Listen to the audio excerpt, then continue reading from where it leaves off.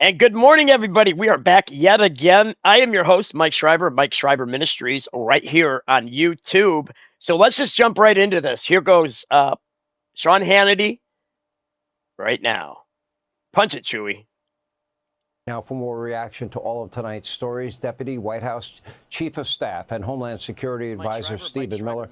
By the way, I've known you and your wife, Katie, for a long time. That was one tough interview she gave me on her podcast that she just launched. Woof. That was, I don't know if you had a chance to see it yet, but it was tough. Well, I have you to Millers put up with are tough. interrogations like that every single day, Sean. You only had to do it one time. It was rough. Asking questions that I'd never answered before. You know, I am tired of the absolute ignorance of some people in the punditry class and the Democratic Party. Good morning, Gino. Great to see you. Oh, Donald Trump did this on behalf of Bibi Netanyahu. Donald Trump does not do anything based on what anybody asks. He's how you doing this morning, Gino? People I know, he is a man that knows his own mind and his agenda, and he is America first. The second part of this is there are those people that define the Trump doctrine as isolationism. Well, when you take out the ISIS caliphate, Soleimani, Baghdadi, his friends dropped the mother of all bombs on Afghanistan, 14 bunker busters on Iranian nuclear sites, and put together this incredibly successful mission to date. I don't think that people understand the Trump doctrine is not isolationism. Maybe you can help set them straight, because I'm not too effective, I guess. The president has made clear that he believes America's awesome military might should be used to protect and defend America's interests. Absolutely. Not to surrender the world to our adversaries, to our enemies, to those who would do us harm, not to surrender the world's resources, Miller is absolutely lanes awesome. of commerce, or capacity to keep our citizens safe. No, America first means America will be the greatest, most unquestioned, unmatched power in the world. And it means we will defend American lives. And yes, we will avenge American blood. Iran has waged war against the American people, this regime, for 47 years. They took our embassy hostage. They bombed our Marines in Beirut. They kidnapped, tortured, and murdered the CIA station chief. They have maimed and wounded and attacked thousands of... What? Why are you in and out of the hospital? Are you all right? I mean, obviously you're in and out of the hospital, but how's it? What's going on, man? Is it personal? Because, you know, you could have told me before and we would have prayed for you. And if you did tell me, I missed it in the chat, apparently. I hope everything's all right for you, my friend. Did everything go well? I mean, you know, we're just going to stop and pray right now. Dear Heavenly Father, Lord, you know what's going on in Gino's health, God. You created his body. And you know our thoughts. You feel our pain. You feel our anguish, Lord. And I ask you, God, to touch Gino right now. In Jesus' name. Encourage him. Encourage his family. But most of all, God, he'll lift you up. And I'm just praying for my friend, Lord. He loves you. Please touch his health. In Jesus' name. Amen. Oh, gosh. Gino, you're not that old, dude. How old are you?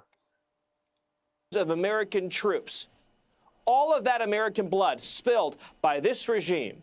And President Trump for years has said, we will not allow a regime that sheds the blood of our citizens, that menaces our people, that spreads terrorism around the world, that trains proxy armies. We will not allow that regime to have missiles that can reach our troops, that can reach our bases, that someday in the future could reach Stephen Miller is so awesome. And certainly will not allow that regime to have nuclear weapons. But what you're seeing right now, Sean, is a military under You're welcome, President Gino, Trump's anytime. That's not fighting politically correct, that isn't fighting with its hands tied behind its back. One of the reasons I fear, Sean, that some people in this country lost faith in the military and the capacity to use that military to defend us is because we had a woke Pentagon, because we had a military who at the very highest levels, not the warfighters, was forced to fight a less than okay. full fight. What you're seeing now, you have Sean, is a an military arrhythmia? that is unleashed in all of its lethal prowess to go out and seek, destroy, and kill the enemy, which is what militaries are for.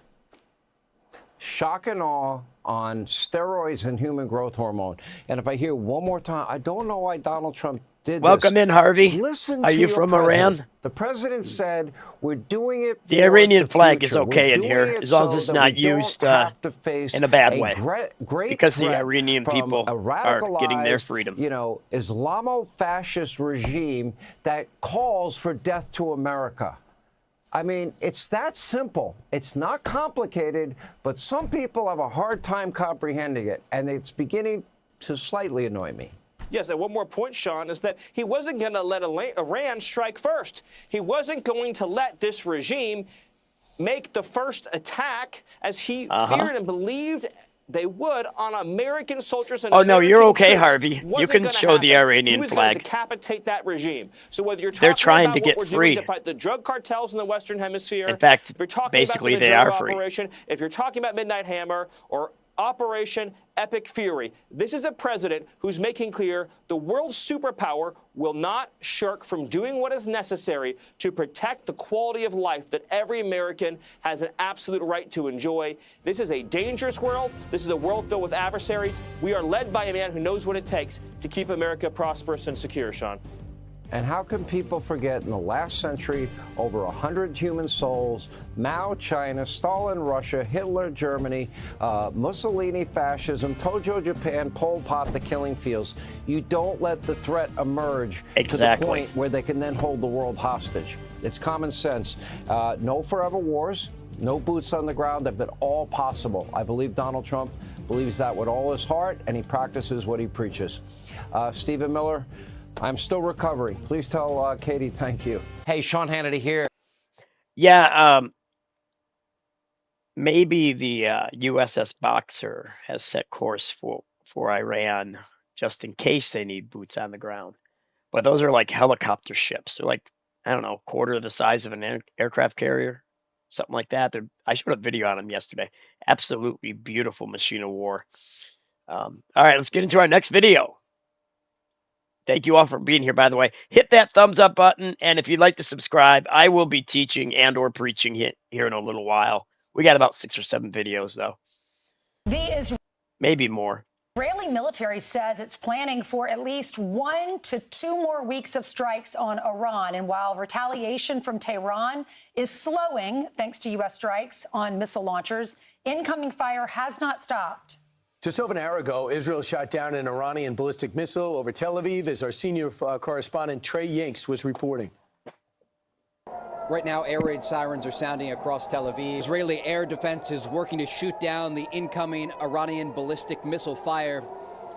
This is the 5th time since the middle of the night that the Iranians have launched an attack against central Israel. Israel's missile defense system soaring through the skies, working to shoot down this incoming fire right now. And Trey joins us now with the latest on the ground. Good morning, Trey. Yeah, hey, Lawrence, good morning. A senior Israeli official telling Fox News that the Iranian regime is having trouble coordinating and communicating as these strikes intensify against the Iranian capital of Tehran. They're going after what they call the repression mechanism of the regime, the IRGC headquarters, the Basij headquarters, and other locations where officials were commanding the crackdown on protesters earlier this year. It comes as the IDF released a new video today showing an F-35 fighter jet Good morning, shooting mates. down Good an to see ya. Iranian How you warplane doing? over the skies of Iran, the first dogfight and kill for the Israelis since the 1980s. Tel Aviv was under fire overnight as Iran is still trying to get off more ballistic missile fire. There have been 5 separate attacks over the past 12 or so hours. Much of that interception taking place overhead of Israel's second largest city. But U.S. Central Command is also releasing some new video showing them going after the ballistic missile launching positions inside of Iran. We also understand the Americans and the Israelis are going after the storage and production facilities there. And while the Israelis are looking east, they're also looking north to the Iran-backed Lebanese militant group Hezbollah. Some very interesting developments this hour. The IDF just released a massive evacuation order for southern Beirut. Beirut. This is the Dakhya neighborhood, a Shia Hezbollah stronghold, and they are telling all civilians in this area to evacuate immediately, an indication they are going to continue this bombardment campaign. And tonight, Lebanese leadership is expected to speak about the threat of Hezbollah in their country. Again, a change in tone from the Iranian president and prime minister, because they understand that Hezbollah is now threatening the structure and stability of their country. Guys? Hey, Trey, when you look at what's happening now inside Iran, they seem to be talking tough again, and we don't see much in terms of defections. Is there a sense, is Iran thinking, holding on and not losing? Welcome in, Lynn. How are you today? Welcome to Mike Shriver Ministries. Absolutely, and I want to read you a post that Iran's foreign minister put on X. Welcome in. After the news of an American torpedo took down an Iranian frigate off the coast of Sri Lanka. And he says, in part, mark my words, the U.S. will come to bitterly regret precedent it has set. Good morning, Dan. And so there is still a tough talk, despite the fact that Iran's supreme leader, the Ayatollah Khamenei, along with dozens of other leadership positions in Iran, have been taken out so far. Well, I don't think President Trump will regret anything when it comes to sinking the enemy warship with a torpedo. I think it's really cool. This is the first time we've used a torpedo since World War II, Trey. That's interesting. Yeah, absolutely. And this was a major victory, according to U.S. officials, at sea, and an indication that the Americans will strike Iran and its military all over the world, wherever they are located. And we talked about this last hour, but I think it's really important to underscore here how we got here. The President Trump, gave the Iranians an olive branch. He offered them at the negotiating table a lot of concessions that would allow them to have a peaceful nuclear program, that would allow them to stop threatening U.S. forces in the region and American allies here in the Middle East. And the Iranians rejected his offer. He sent U.S. Special Envoy Steve Witkoff and his son-in-law Jared Kushner first to Oman and then to Switzerland. And Steve Witkoff said in an interview with Fox earlier this week that the opening position for the Iranians was that they had... Hey, Jared. Stephen. Stephen, did you see any action before they evacuated y'all? Like, were you anywhere near a combat zone, or were you hearing all the F-35s and F-22s flying over and all that? Let me know in the chat. 460 kilograms of 60% enriched uranium that could make 11 nuclear bombs. That's how they started the diplomatic talks with the United States. And now they're wondering why this operation is taking place. And so there is still a lot of tough talk, but while the Iranians are talking, the Americans are striking. So just to follow up on Brian's question about defections, I guess the question, Trey, is, are there any protests happening in Iran? And are there other people that were once protesting back on the street again, or do they need the weapons to be able to do that right now? There are not widespread protests in Iran right now.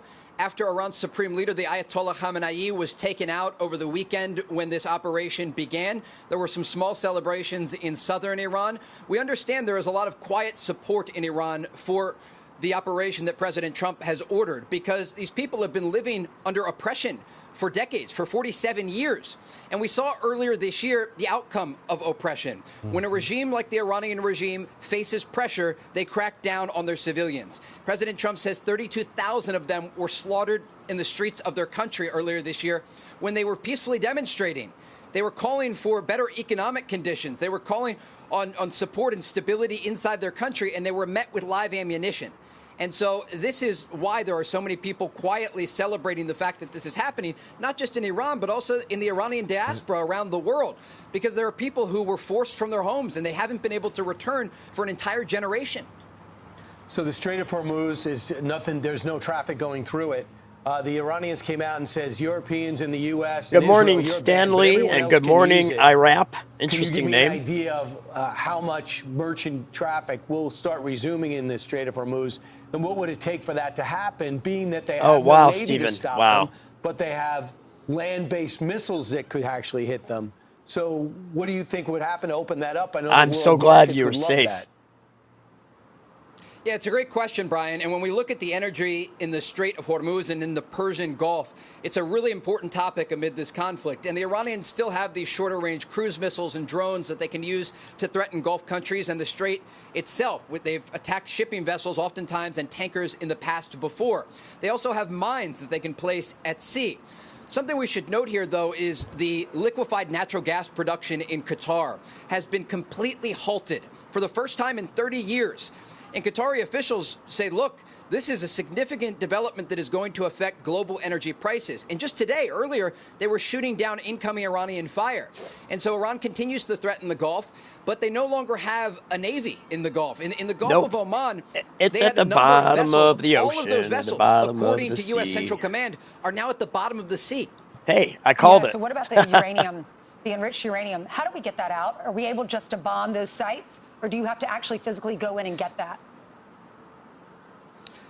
There's a lot of information that we have about all of this unfolding, but broadly, I will say they have to first identify where it is, and then second, make a decision if it's possible to destroy it or to dilute it. And we understand, according to U.S. officials, there's a lot of options on the table.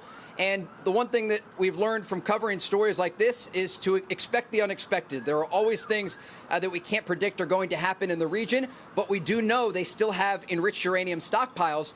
And again, Iran's leadership, the foreign minister, came to the negotiating table and was touting the fact that Iran was close to being able to create a nuclear weapon. I mean, when uranium is enriched at 60% purity, it's just one step away Good from morning, 90%, Billy Bob which is Bo. considered weapons-grade And material. John, welcome and that in is to really Mike Shriver one of the Ministries. primary reasons that the United States and Israel launched this operation, because the Iranian regime kept saying over and over again, we want a peaceful nuclear program for health and energy. Then the question is, why did the program have to be buried? Hey, half a Kristen, mile how you doing underground? this morning? And this is really the question Yeah, they that meant the people were US, posing yeah. to the negotiators. Yep. If you're pursuing a nuclear program for peaceful purposes, It was the US interesting to envoy hear, said, though. we're willing to give you nuclear fuel, and they refused. And so there were many offers made to the Iranian regime, and Let's they take a poll, continuously shall we? at the negotiating table, according to U.S. officials that we've talked to, did not take the president seriously, and it led to this operation to degrade their ability to go after a nuclear weapon and to break down the entire system created around their ballistic missile program that, as we have seen over the past several days, is a major threat to U.S. forces and allies across the region. All right. And remember, they wouldn't let us take our inspectors in there. They were saying, we don't have enriched uranium. Exactly. Yeah. Thank you so much, Thanks, Trey. Trey. Excellent job, as always. Want even more Fox News on YouTube? Become a Fox News Patriot. We do. We're going to get more right now, actually. And right here. Punch it, Chewy. Let's decloak that one. All right. Hit it. Trey Yingst is live on the ground in Tel Aviv well, your day has been underway for a while, but as we get started, Trey, what should we know? Yeah, Dana, good morning. You heard the general there saying that the Iranian regime is down 86% in their ballistic missile launching capabilities since day one of Operation Fury. Yep, Still, during the Israelis Falkland are taking War, some incoming fire. Kristen, We've seen during interceptions I think it was the overhead Falkland here War. in Tel Aviv, but the Israelis South are also America. going on the offensive, striking new targets around the capital of Tehran and going after many of the air defense systems that are left near to the Iranian capital. A top spokesman for the Israeli military gave a new update about the war today, saying this. 100 hours of fighting behind us, the Israeli Defense Force is facing forward. We started strong and we continue strong. We operate according to the orderly fighting plan in tight coordination and cooperation with the U.S. Army. We still have many targets and goals. In the coming days, we will proceed with the operation stages. We will deepen the harm to the regime's arrays, and we will continue dismantling its capabilities until the existential threats to the state of Israel are removed. With the war ongoing, there are now Good questions morning, swirling Lincoln in Iran about Harmer. who's leading The the country Mike Shriver right Ministries, now, we're with much glad of the to have leadership you. taken out in American and Israeli strikes. One name, Murtaza Khamenei, the son of the Ayatollah who was killed over the weekend, is said to be the man who will ultimately get the nod from the clerics that are left. We do understand he is a hardliner with deep ties to Iran's security forces. The streets of Tehran broadly empty today as civilians remain indoors. This campaign is expected to intensify in the days ahead. And top Iranian leadership that remains alive still threatening the United States. They have officially declared war and have begun war. If anyone, through words or actions that align with the wishes of this criminal enemy, the United States and the Zionist regime, acts accordingly, they will be regarded as standing in the enemy's line. They must be dealt with according to revolutionary and Islamic principles applicable during wartime. That's a lot of targets to hit, While the isn't Israelis it? are looking 2,000 east targets. at Wow. Iran, they're also looking It's a north big at country, the Iran-backed though. Lebanese militant group Hezbollah that continues to launch cross-border attacks. We know Israeli forces are now in southern Lebanon. The Israeli army and air force hammering the Lebanese capital of Beirut, specifically the Dakhia neighborhood, a Hezbollah stronghold. And earlier today, in a span of 30 minutes, Iran and Hezbollah launched 2 joint attacks against Israeli civilians. Dana? So 2 questions for you, Trey. One is that General Kane talked about the degradation of the Iranian capabilities. So this is day 4 or 5 as you look at it. Do you see that there where you are? Absolutely. The Israeli public is bracing for more incoming fire ahead, but there's a real understanding they'll only have to deal with this incoming missile fire for a matter of days, maybe a week or more, until it is totally degraded. You also have the issue of Iranian attack drones that have been fired toward Gulf countries. Yesterday, I spoke with a source in U.S. Central Command who said 2,000 drones have been launched since the beginning of this operation by the Iranians, the majority of them shot down. Dana? And the other thing I wanted to ask you is about the resolve of the Israelis, as you just alluded to. What I heard from a friend today, and thought I would just ask you if you're hearing the same, that they are resolved and that they have this incredible gratitude towards the United States. Absolutely. The Israelis understand that war comes with a price, but it's a price that they're willing to pay. While Israelis are spending most of the days in bomb shelters or in safe rooms, they're thanking President Trump and Israel's Prime Minister Benjamin Netanyahu for launching this operation.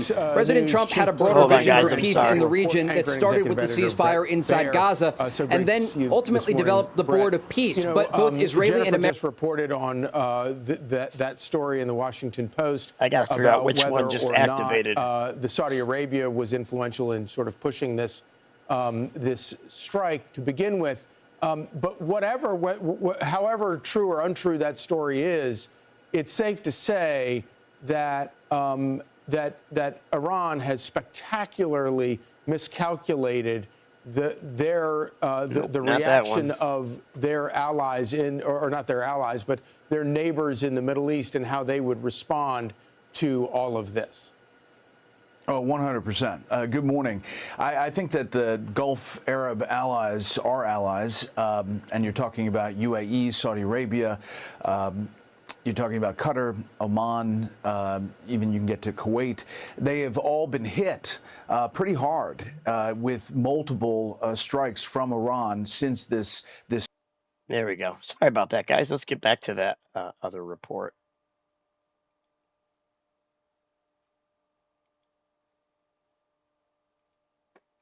American officials agreed it was the Iranian regime being the last major hurdle towards stability in the region. And U.S. officials say that's why this operation is happening, to degrade Iran's ballistic missile capability. Jonathan to take out from their support of England, regional welcome proxies in. and ensure the We regime always never gets welcome a our nuclear allies. Trey Yates, thank you so much, and I'll see you later throughout the day. General Jack Keane joins us now. Of course, he's a Fox News senior strategic analyst. Sir, I'll have you listen to Secretary Rubio, and this Jack is what he said raising about Cain, more huh? lethal strikes coming.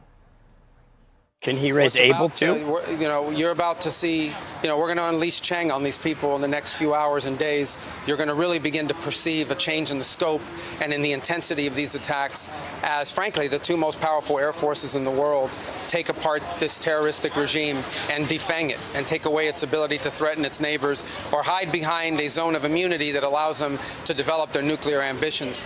And General, no doubt Welcome you saw from General Jerusalem. Cain and Secretary of War Good to have Pete you. Hegseth's briefing. Anything that you took away from that we should pay We got attention all to? kinds of people from around the world today. That's Well, fantastic. I think the message is pretty clear. Everybody got it. How remarkable, successful this operation truly is. I'm stunned by how much Absolutely we're able to accomplish. Yeah. Pretty much on pace. I mean, I knew full well that at day 3, we wanted to have reduced their retaliation capability by 75%. In terms of ballistic missiles, and we hit that mark.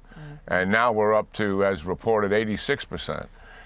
It's truly remarkable here what we know about the enemy, and because we have such exquisite knowledge about them, that we're able to also to use our combat power and distribute it so effectively and accomplish so much. And when I first saw what we were attempting to achieve, I knew that these were ambitious goals to try to accomplish so much in that period of time, and our people are right on the mark here. The Navy is essentially gone and never did have an Air Force, But their major weapon systems, the ballistic missile is the focus. That's their major conventional system. It can do the most harm because of the lethality of it. They have considerably more drones, but they're Welcome not as from lethal. Kenya. And Great to have you, South we've got Africa. the drones Awesome. now down Awesome. to, they can only at 73% retaliation. We reduced them that much. The drone penetration is around 10%, which is what the ballistic missile penetration is. And you can see out there that the casualties are very light. We know full well what Iran had planned. They had learned a lot of things, Dana, from a 12-day war. And from day one, they were expecting to unleash massive retaliation on a strike at Israel and our U.S. bases with missiles and with drones. And they were not even able to do that. Remember, on the first day, the report out of the Central Command and the Israelis was a much more weakened response than what they had anticipated. And that had to do with disrupting the chain of command and also us attacking so heavily on that first day against those very targets to reduce their capability to literally to return fire. So we're really on a very good pace here. The Israelis are moving to another phase of the operation. We're going to continue taking away the weapons, and you see us doing that, ballistic missiles, drones, the Navy. Welcome in, Bill and Wilson. We're also going to systematically take, if you're manufacturing a weapon system, Stacy Shepard, welcome in. Iran, that's a target. And we're going to take down all of those targets. We don't want them to have anything left at the That's end, right. not only in terms of the things that they have on hand to fire, but so they cannot manufacture anything. What the Israelis are going to do, they're going to still focus on some of those targets. It's early yet, but I their know. primary focus is going to be on what? It's the organization. They want to set the conditions for a regime collapse, and that is going to begin in earnest. They did a tremendous job, obviously along with us, in taking down leadership targets, and those will continue. But systematically, they're going to strip away what? The IRGC and its capabilities. That's really, the people, Brandon? the I'm sorry you organization, lost the your job, but facilities, thanks the for defending the infrastructure that gospel. supports it. But sometimes In other it words, comes the at a networks, price. the technology, the That's communication unfortunate. systems, all of it. The same thing with Basel militia who repressed the people. The same thing with intelligence and security forces who repressed the people. The same thing with the police infrastructure that repressed the people. Over 1,000 munitions have been hit into Tehran in the last couple of days in doing that, and hundreds more are coming in the next 24 hours. But it's going out to all of the provinces as well, because in those provinces, as we have seen, those protest movements, when they moved into those other cities, there were security forces and police infrastructure that came out on the streets and mowed those people down. Those security forces and infrastructure are going to be stripped away. This is a systematic reduction of the entire infrastructure that does what? It sustains the regime. It is likely going to take more than a week or two just to do what I'm talking about. This is how much of a focus this really is. In other words, at the end of the day, this regime will not have much left to be able to govern or be able to repress its people. That's the intent here. And General Keane, thank you so much. We do have sirens in Tel Aviv. Trey, I said I would see you later in the day. I didn't know it would be just moments later. Go ahead. Yep, Dana. Yeah, Dana, right now we have incoming Iranian ballistic missile fire. Yeah, he An is, early Billy alert Bob. went out He to is. phones telling people to head into bomb Listen, shelters. let's listen to this. Right now there are no interceptions behind me, but it's coming again in what appears to be another coordinated What's up, attack Coconut? between Iran and their Lebanese militant group proxy Hezbollah. We see sirens that are also sounding across northern Israel, some of them along the border. These could be some shorter range rockets that Hezbollah is launching over as the Iranians are firing more ballistic missiles. We heard from General Kane earlier. The Iranians have had their ability to launch these missiles greatly reduced by 86% since the first Good morning, day of the Bronson. conflict. Good to see you. And I'm just Welcome going to in. have my cameraman And pan you out too, to the Ghana. sky here. And Eve, if you look between those clouds off in the distance, you're going to see a white line. And that is from a trail of likely Israel's Arrow 2 or 3 missile defense system. And that white line in between the clouds there, again, that is the interceptor headed up to take down any of the incoming fire toward this No, city. Ronaldo. But again, It's not this happening appears in to be quite a America. very large No. alert and an indication that maybe for the third time today, we'll wait for official confirmation from the military, though, that Hezbollah and Iran have tried to launch an attack at the same time, again, to try and overwhelm air defense systems here. Dana? All right, Trey, stand by or take care. And then, General Keane, I believe that you're still there. Could I ask you about the capabilities of Hezbollah at this moment? Because we know that they did not act on October 7th. I just refreshed the page, so you guys should be caught up Hamas hoped that or they close would. to it. But I'm curious because after Israel was able to take down many of its military at Hezbollah, or their fighters, through that pager intelligence triumph, what type of capabilities do they have right there in southern Lebanon? Well, they still have thousands of missiles and rockets, but and they did attack on October the 8th.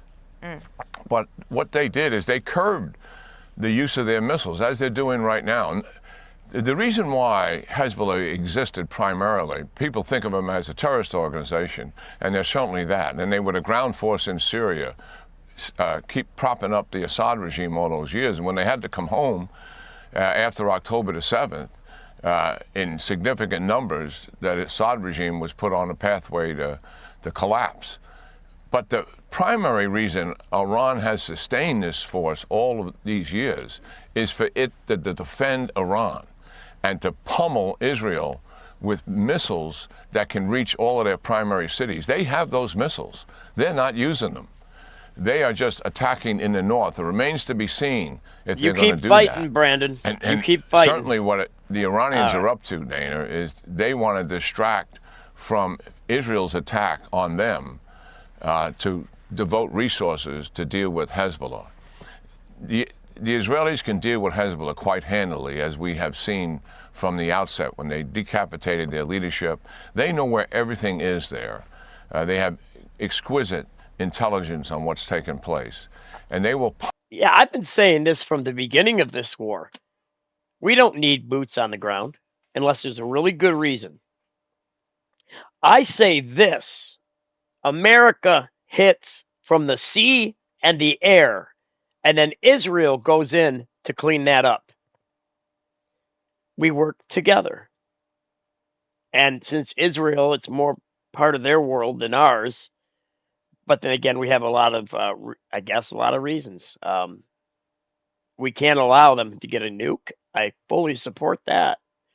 And we can't allow them to keep sponsoring terror, because it kills Americans all the time. Let's not forget October 7th, and let's not forget Beirut and all them situations. Pummel them and discourage them from actually expanding their operation here. So I don't think Hezbollah is going to be much of a threat to Israel. They're still unless they start to use their long-range missiles. And I doubt if they're going to do that, and the Israelis are likely pounding all of those missiles that are left in any event. The reason why they never responded during the 12-day war was very interesting. Israeli commander, when I asked him, why aren't they firing on day 4? Go get some manners from your mother. He said, sir, they change have your thousands username of and missiles. come back. He said, we've broken their will.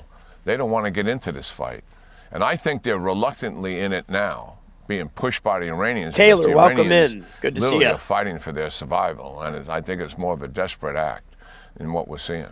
General Jack Keane, thank you so much for getting us through that breaking news, and much more to come on America's Newsroom as we move along. Thank you. All right, next video.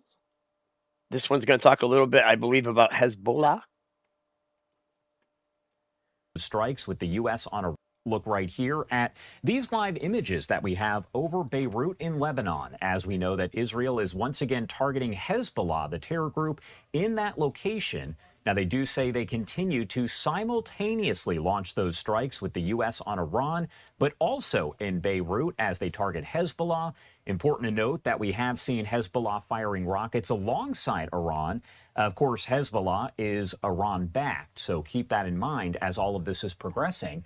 Now, we can see some damage left behind, but you are still seeing just a little bit of smoke that's rising. Several hours ago, that image looked a lot different, as it looks like those strikes for now have come to a bit of a lull, but they are expected to pick back up in the coming hours or so. Now, as we get to the latest on the situation developing there in the Middle East, we do have a look right here at some of this video I showed you a bit earlier coming in from the IDF, the Israel Defense Forces, as they say they carried out a wave of strikes that started overnight targeting the sites in Tehran that are crucial to Iran's ballistic missile deployment and storage. The Israeli Defense Forces saying that they struck Iranian operations who were preparing a missile launcher to be used against the Israeli aircraft in the area, preventing a launch overall. Now, Iran's Revolutionary Guard saying that it fired missiles at Israel with a 1-ton warhead.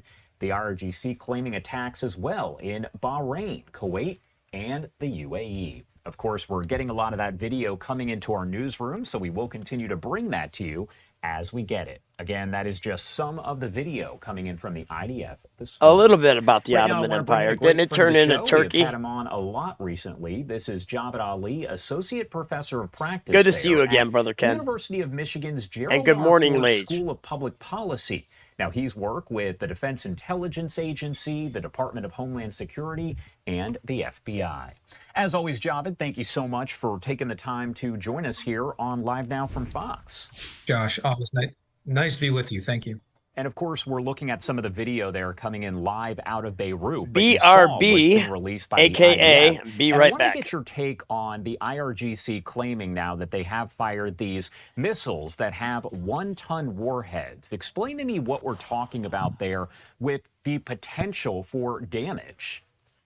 So, Josh, as we're now into day 6 of the fighting, it appears that Iran, through the Islamic Revolutionary Guard Corps, still has either ballistic missiles or weapons that they haven't yet used against all the countries they've attacked so far.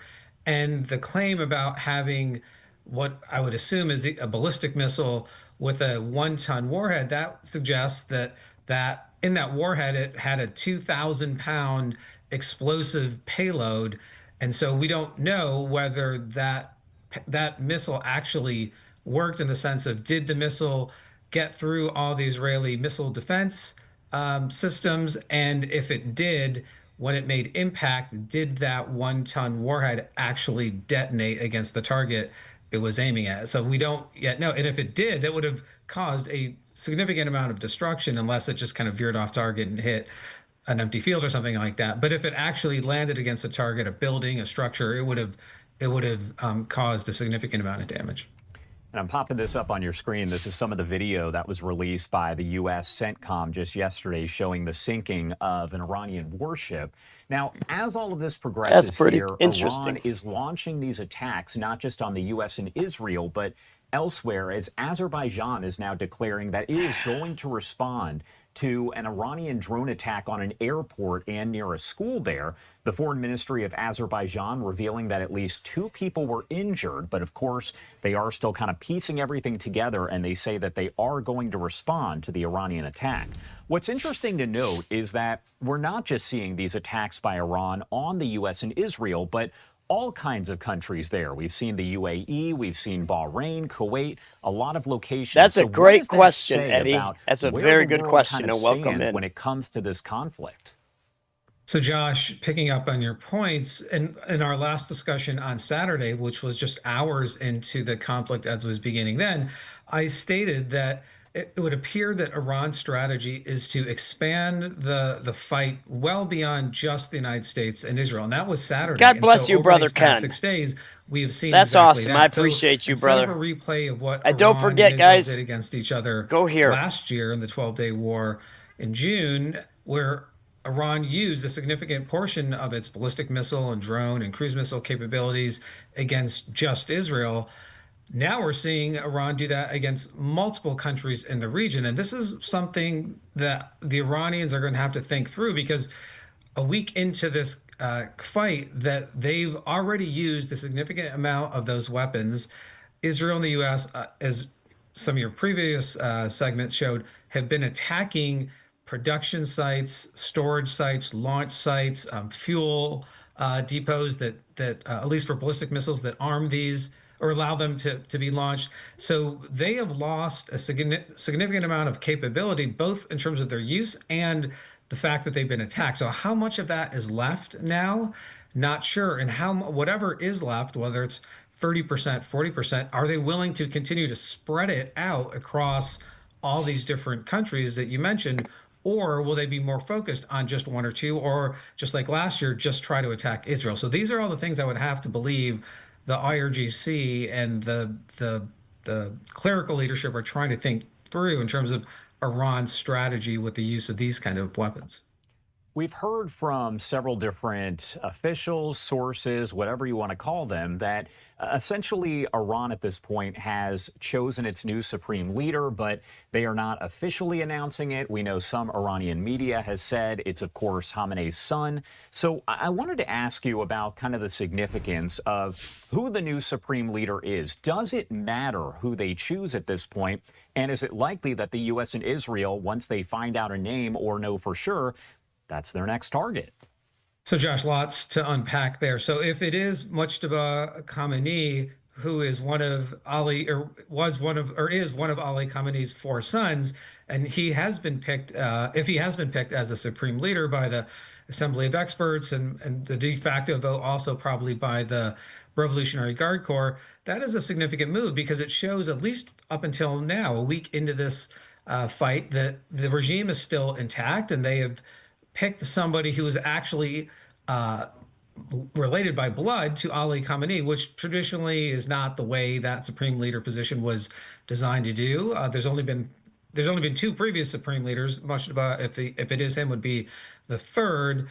And then we don't yet know what his outlook will be. Obviously, he was Ali Khamenei's son. So will he be just as hardline as Khamenei? Will he try to maintain the status quo, or will he be either more aggressive or perhaps more moderate? So those to me are the three alternatives, and we don't yet know. One thing I do think is interesting with his selection, apparently his wife and son were killed on Saturday too. So if you're trying to get in the mindset of the new supreme leader, what's your point, Muhammad? He might even be more hardline than his father was, just because of the personal loss to his immediate family. Now, that is complete speculation on my part. I don't know if that's true or not, but these are the things I would think folks in Washington and Tel Aviv are trying to contemplate in terms of what to do with Mujtaba if it is him. And yes, if it is him or somebody else, they are almost certainly going to be targeted just like Ali Khamenei was.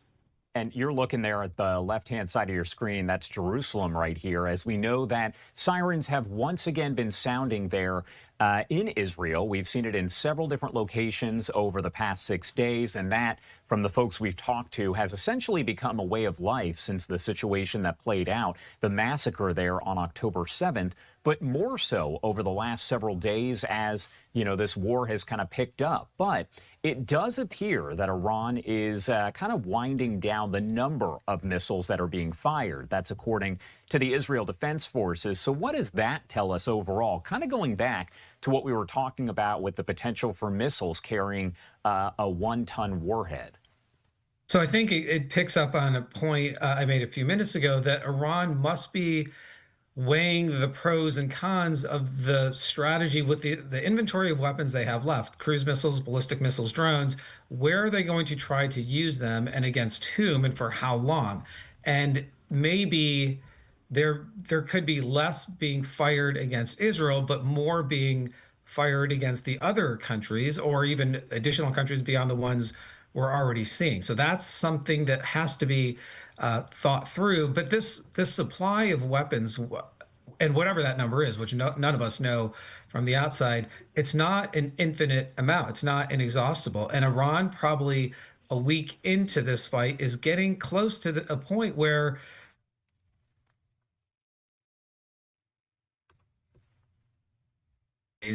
and they'll probably have to pull back, but by pulling back, that leaves open the remaining capability to getting targeted and struck by Israel and the United States as well. So these are all difficult choices facing Iran at the moment. What key indicators are you kind of watching for as this does continue to progress in the coming hours and days?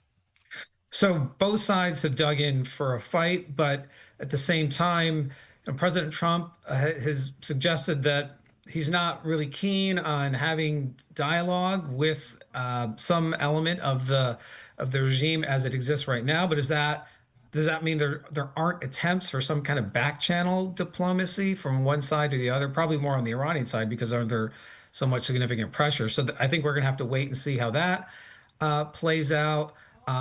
Also, wait to see the news on if Mujtaba Khamenei is selected as the new supreme leader or somebody else, because that will also signal that the regime for now is still intact. And then continue to watch for perhaps more U.S. resources flowing into the region, either to help on the offensive air campaign or on the defensive side of helping all these countries and Israel knock down Iranian missiles and drones and other weapons that are being fired.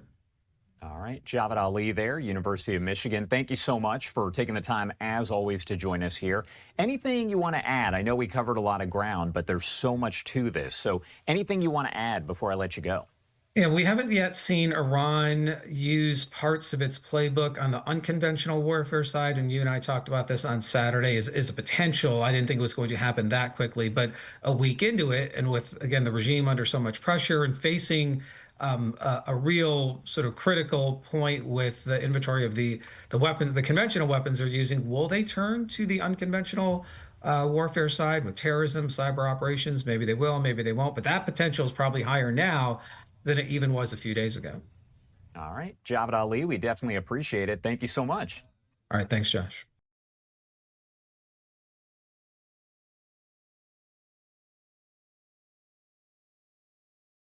Jonathan, I did want to share this with you and our viewers right here. This is from Fox News correspondent Trey Yingst, posting this just now, stating that the Israeli Air Force is now launching a new wave of strikes against Tehran. We had some video that we played out a short time ago of one of those strikes from earlier this morning. But as we continue to take a look at the developments of Operation Epic Fury, I mean, this is not going to let up. President Trump stating that this mission could last days, if not weeks, as we share this new information. Can you talk about, the goals of these military operations, and also on the flip side, Iran continuing to retaliate as well? Well, I think that's right. I don't think this is going to go away very quickly. First of all, and as far as the strikes are concerned, it's a little unusual that the Israelis are doing strikes. It is roughly 5:30 p.m. In Israel or in Tehran, so it's a little unusual that these strikes would be done at this hour. More of them tend to be done overnight. But what it also tells you is that the Israelis and the Americans have air cover, that they have very little concern over Iranian missile defense systems, surface to air missiles. So that's one thing that it tells you, but it also tells you that there's a lot of targets. Both the Americans and the Israelis went in to attack both key personnel, and they're trying to get to all of the rocket launchers, because as we've seen, the Iranians have shot missiles and have connected in Dubai, in the UAE, in Bahrain, in Qatar, in Saudi Arabia. Most of those have caused no damage and have been repelled, but in Dubai they have. And now overnight there was a big attack in Beit Shemesh in Israel, which is about 15 kilometers from Jerusalem. With KC, that is because they are big These news. attacks are going to continue. This is not something that's going to be over any day, and we don't know yet. You just highlight over the Iranian counter response will be. And let's talk about the goals from the U.S. and Israel. You were talking about these are very targeted strikes. They're taking a look at weaponry. They're taking a look at some of the top leaders. The supreme leader was killed. 40 of the top leaders were also killed in the initial strike. When we take a look at where Iran stands right now in terms of mission accomplished for the United States and Israel, where do we stand with that? We don't stand anywhere yet. We don't know. It is far too early. If we want regime change, then the protesters or people in Iran are going to need to take control of at least one or two major institutions of government, most likely the army or the IRGC, which is the Iranian Revolutionary Guard. Those are really the hardcore people, so it's unlikely that it'll be the IRGC. There we go. But if you can get somebody from the just army wanted to show my cat off. I love her. Perhaps meet with the president who was not one of the people that were killed, then you have a chance for a civil society afterwards, and perhaps I know the Americans are talking about bringing the former Shah's son in. We are way too soon to be talking about regime change. We've killed the old guard, but the old guard is still there with the slightly younger guard. It's right now. There's no regime change. So, Jonathan, there's a long way to go when we're talking about a regime change. As we take a look, though, in just the next few days or weeks, what are those Good night to you, immediate Lincoln. next steps Good in night. order to get God to bless you. Thank you for regime stopping change? by. Come back again. Well, I think you're going to see a lot of this stuff continuing. You're going to see, I mean, obviously they need to try to take out as many missile launchers and from both the ballistic missile and the short-term missiles. We have to be very careful about whether. Well, my concern would be this. We have sleeper cells all over America. I live in Michigan. I'm about an hour and 45 minutes or so from Dearborn, Michigan, which has the biggest Islam community in the United States. And I can't wait for ICE to go in there.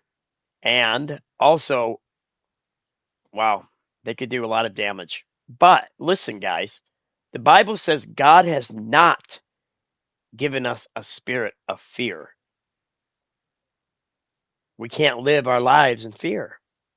We have to pray, communicate with the Lord, and always say, Lord, thy will be done in Jesus' name, the name of the one and only true God. Whether or not the Iranians will deploy a dirty bomb. That's a major concern. Out of the country, you also have to worry about whether or not European Iranian sleeper cells will be activated.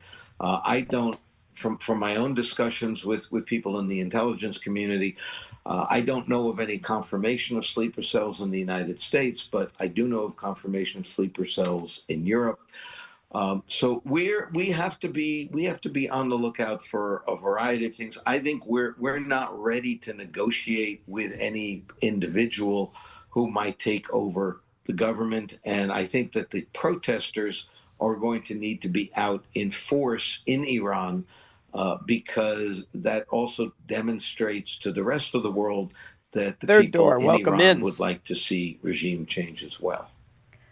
When you talk about the concerns of potentially deploying a dirty bomb, where might they deploy it? Within their own country?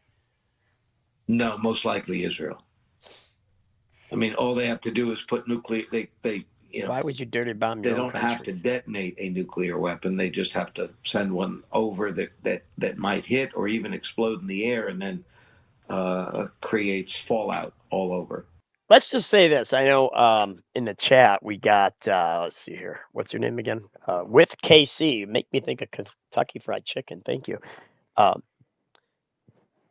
Bible says in Ecclesiastes chapter 3.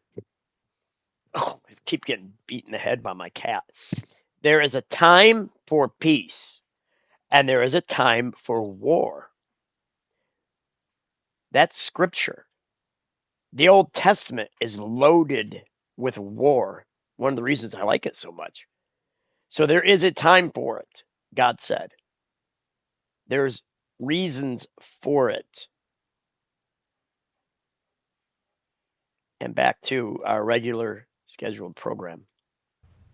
All of this has to do with the nuclear program and Iran refusing to meet the United States at the diplomacy table when we're talking about halting the enrichment of uranium. Can you talk about, the significance of this?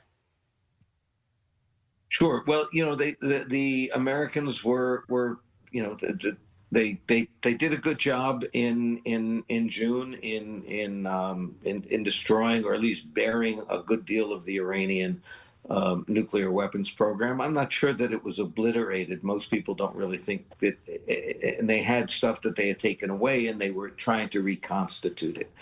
I think the Iranians made a tremendous tactical mistake by not $2. I believe that's being Australian. forthcoming and Thank you, trying to Lincoln. God bless negotiate in you. bits and pieces. Appreciate you. But Thank honestly, you I'm so not much. sure that this wasn't the ultimate goal. Take it easy with anyway. Casey. God bless you. You know, Stay safe. What we had been looking at during the negotiations with the Iranians on the nuclear weapons program looked remarkably close to what had been negotiated by Obama, I would say the Iranian government in the JCPOA that President Trump walked away from in 2018. So I'm not sure that the ultimate goal was really a nuclear negotiation. I think this was probably closer to what the Trump ultimate goal was. Jonathan, as we continue to look ahead, is there any particular aspect of all of this, this that you're video's keeping almost a very done. close eye on?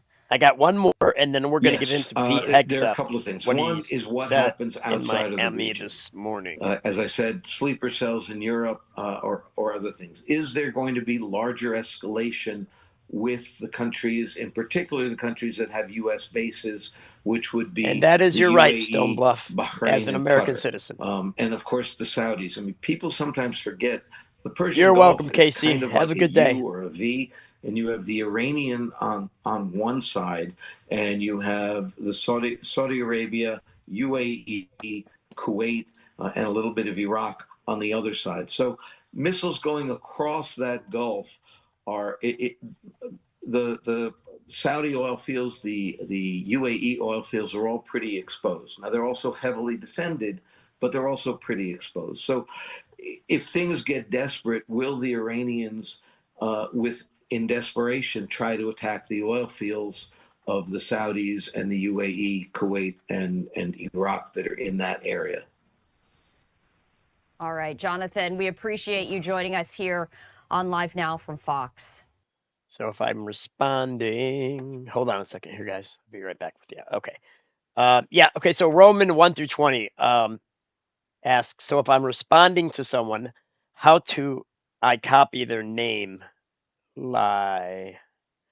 Well, you just you go over their name, like take your pointer or your cursor and go right over their name, or right next to the @ symbol, right next to it. Hold down the left mouse button key and just drag it over, and then you'll be able to right click once it's highlighted and hit copy. As we are now at the top of the hour, 9 o'clock. Wrong one. Okay, new video. Here we go. F-35 report. Whoops, wrong button. And punch it, Chewie.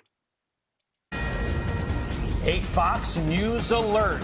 Nowhere to hide. U.S. forces hunting down Iran's missile launchers while Israel launches a new round of strikes overnight. We are live in Israel in just seconds. Plus, the race is on in North Carolina, where Republicans hope they can hold a crucial Senate seat. Michael Watley is You can love Iran, but don't be nominee, bringing in here that Alihu Akbar stuff. A college football legend. We honor the legacy and career of Coach Lou Holtz that spans 7 decades and inspired fans around the world. It's my family and my friends that really define who you are, what your values are, what you stand for. He was a legend. You're watching Fox and Friends First here on a Thursday morning. I'm Todd Pyro. And I'm Ashley Strohmeyer in for Carly Shimkus. We begin on the ground in Israel with Trey Yingst and more strikes hammering the Islamic regime. Trey. Yeah, Todd, Ashley, good morning. As this war continues, the Israelis are going after many positions across Iran. The Iranians are responding with ballistic missile fire. But we're getting some new video this morning from the IDF showing an Israeli F-35 shooting down an Iranian plane over the skies just outside of Tehran. This is the first war kill in the air for the Israelis since 1980. And as this story develops, the Israelis say they're going to control the skies of Iran in the hours and days ahead. and they are trying to take out as many of these ballistic missile launching positions as possible as they do so. Overnight, there were more interceptions over Tel Aviv as 3 separate rounds of ballistic missiles woke up the civilian population, sending them into bomb shelters. Another round of missiles was launched this morning. New strikes are taking place in Iran, going after much of the regime's structure, trying to neutralize the threat against Israel. And as this is taking place, we understand, according to an Israeli official, that they have broadly neutralized the regime structure that was used to crack down on Iranian protesters earlier this year. Israel's also looking north to Lebanon, where they continued to strike the Lebanese capital of Beirut, going after the Iran-backed proxy Hezbollah there. Finally, I do want you to take a listen to a top military spokesman in Israel who provided an update on the situation. With each passing day, the Iranian terror regime is weakening and losing its grip. We continue to strike Hezbollah systematically and to hunt down its operatives throughout the country. And we do know that they are losing their ability to launch more ballistic missiles. Despite the fact sirens are sounding, these barrages are much smaller. And as a result, just 2 minutes ago, Israel's Homefront Command changed their guidelines from essential activity to limited activity. This means that people will be able to gather in groups of 50 or less, and they'll be able to see friends and family and leave their houses in a way maybe that they haven't done before as a result of this conflict. Guys? That seems like a significant change. Trey, I want to ask you a little bit more about the geopolitical ramifications of all this. China reportedly sending a special envoy to the Middle East to conduct mediation efforts. But what do you think? Is this about, quote unquote, de-escalating the crisis? Or is this China saying, hey, I think we may have picked the wrong horse in this race, and they're really worried about the flow of cheap oil to them is going to dry up? Yeah, there's a lot of implications to this story, and energy is one of the key storylines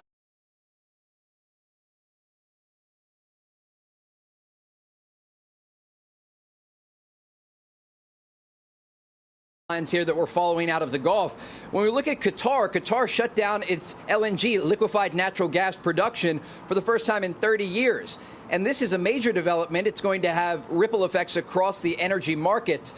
And so the Chinese and the Russians and others are looking at this, and they are understanding that they have an ally in the region, which is Iran, and they're not doing very well on the battlefield. And so this is not surprising that this delegation and official from Beijing is coming to the region, but we can expect many officials from around the world to get involved. We heard yesterday from the Trump administration that there were offers from more than 10 different countries to try and mediate or have conversations, but U.S. officials say the time for talking was before this war began, and at this point they plan to degrade the Iranian regime and what's left of its military. Okay, Trey Inks, thanks so much. And we're going to go now to Doug Luzader with the new developments on Operation Epic Fury out of Washington. Doug. Good morning. We're going to see the debate over the war heating up again today on Capitol Hill. But let's start with that extraordinary attack on the Iranian Navy by a U.S. submarine. Israel launching the Pentagon those strikes again just released some on stunning Hezbollah in video, Beirut. and that is a U.S. submarine sinking a big Iranian frigate with a torpedo. That is the first such attack since World War II. Iran's Navy is all but wiped out, according to Pentagon leaders, and the U.S. military also firing off long-range, precision-guided munitions for the first time in combat. President Trump was asked yesterday for a grade on the war effort so far. We're doing very well on the war front, to put it mildly, I would say. Somebody said, on a scale of 10, where would you rate it? I said about a 15. And we're going to continue to do well. We have the greatest military in the world by far. Now, this combined U.S.-Israeli effort has significantly degraded Iran's ability to launch missiles at targets in the region. I think if the goal of the administration is to render Iran incapable of using its military forces outside of its borders, of threatening our neighbors, our allies, of threatening our bases abroad, which we're seeing they are capable of doing. If it is trying to deny them a conventional umbrella for Welcome their in, nuclear John V.A., ambitions, my friend. Good to see you. That is a worthy goal. Back here on Capitol Hill, we expect the House to take up a war powers resolution to limit the president's authority to attack Iran, but a similar effort in the Senate yesterday failed to pass, mostly along party lines. And later today, War Secretary Pete Hegseth heading to Tampa to visit U.S. Central Command there, getting an update on Operation Epic Fury. Todd and Ashley. Okay, Doug Luzader live in Washington. Thank you, Doug. Thank you. And just hours ago, Israel announcing that it intends to open skies for outbound flights starting on Sunday. The decision being made as Qatar Airways limits the number of flights from Oman and Saudi Arabia. And the State Department also says additional flights will surge to help people trapped in the Middle East. Joining us now is one of the 66 American citizens who has just escaped Israel with the help of veteran-led Grable Rescue. Pastor Randy Helms just arrived in Jordan in the last hour and joins us live with the founder of Grable Rescue and combat veteran Brian Stern, who is also in Jordan continuing the evacuation efforts. Gentlemen, thanks for coming on with us this morning. This is very important to talk about. But Pastor, I want to talk to you first about this. You got to Jordan within the last hour or so. Walk us through this process. Well, we were desperate. We were stranded in Tiberias.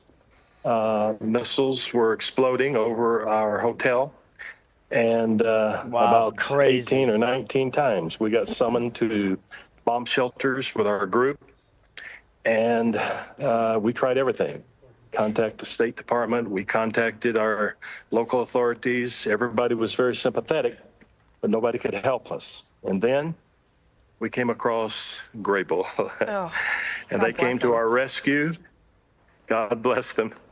And I'm sitting here now just overjoyed because they ushered us out of Israel in a very safe way. And we're now in Jordan, and we're continuing the rescue with Grable in just moments. Our group, we have 34 souls here from our church. Our group will be loading on buses with Brian and the Grable team, and they're going to take us out of here to safety. Pastor, this is a very loaded question, but I think it does need to be asked. You and your group only had a minute and a half to get to a bomb shelter when those sirens sounded. Was there any point that you didn't think you would make it to that shelter? No, I'll be honest with you, Ashley. A strange sense of calm came over myself and our group during this whole thing. Of course, it was frightening and very serious. But we had a sense about us that if we followed orders, did the right thing, trusted in our God, that we would be all right. And I never once saw anybody panic, lose control of their emotions. Of course, they were very serious, but you hear bombs exploding when you're in a bomb shelter. It gets serious quick. But we just were very calm. It was odd, really. It gives me chills hearing that you guys were all calm. And Jesus is just, the peace you know, that passes all understanding. Brian, I mean, one of your specialties, obviously, is hostage rescues. And to hear the pastor say this, I mean, you were their savior. We're Grable, you know, my team and I, we're just Americans doing what Americans do, which is take care of each other and take care of our fellow countrymen. We're a nonprofit, and my whole team are volunteers. No one gets paid. I don't get paid. We don't charge people money. Being able to rescue Pastor Randy and hundreds of others, just in this one little conflict, is why we're here. This is why we do what we do. This was our 805th mission as a team. Over 8,500 lives saved. Pastor Randy and his group is one of many, and but it is awesome to be able to save a life. This is really nothing like it. Oh, I can't imagine. But right now, at this very moment, what is your biggest challenge in getting Americans out?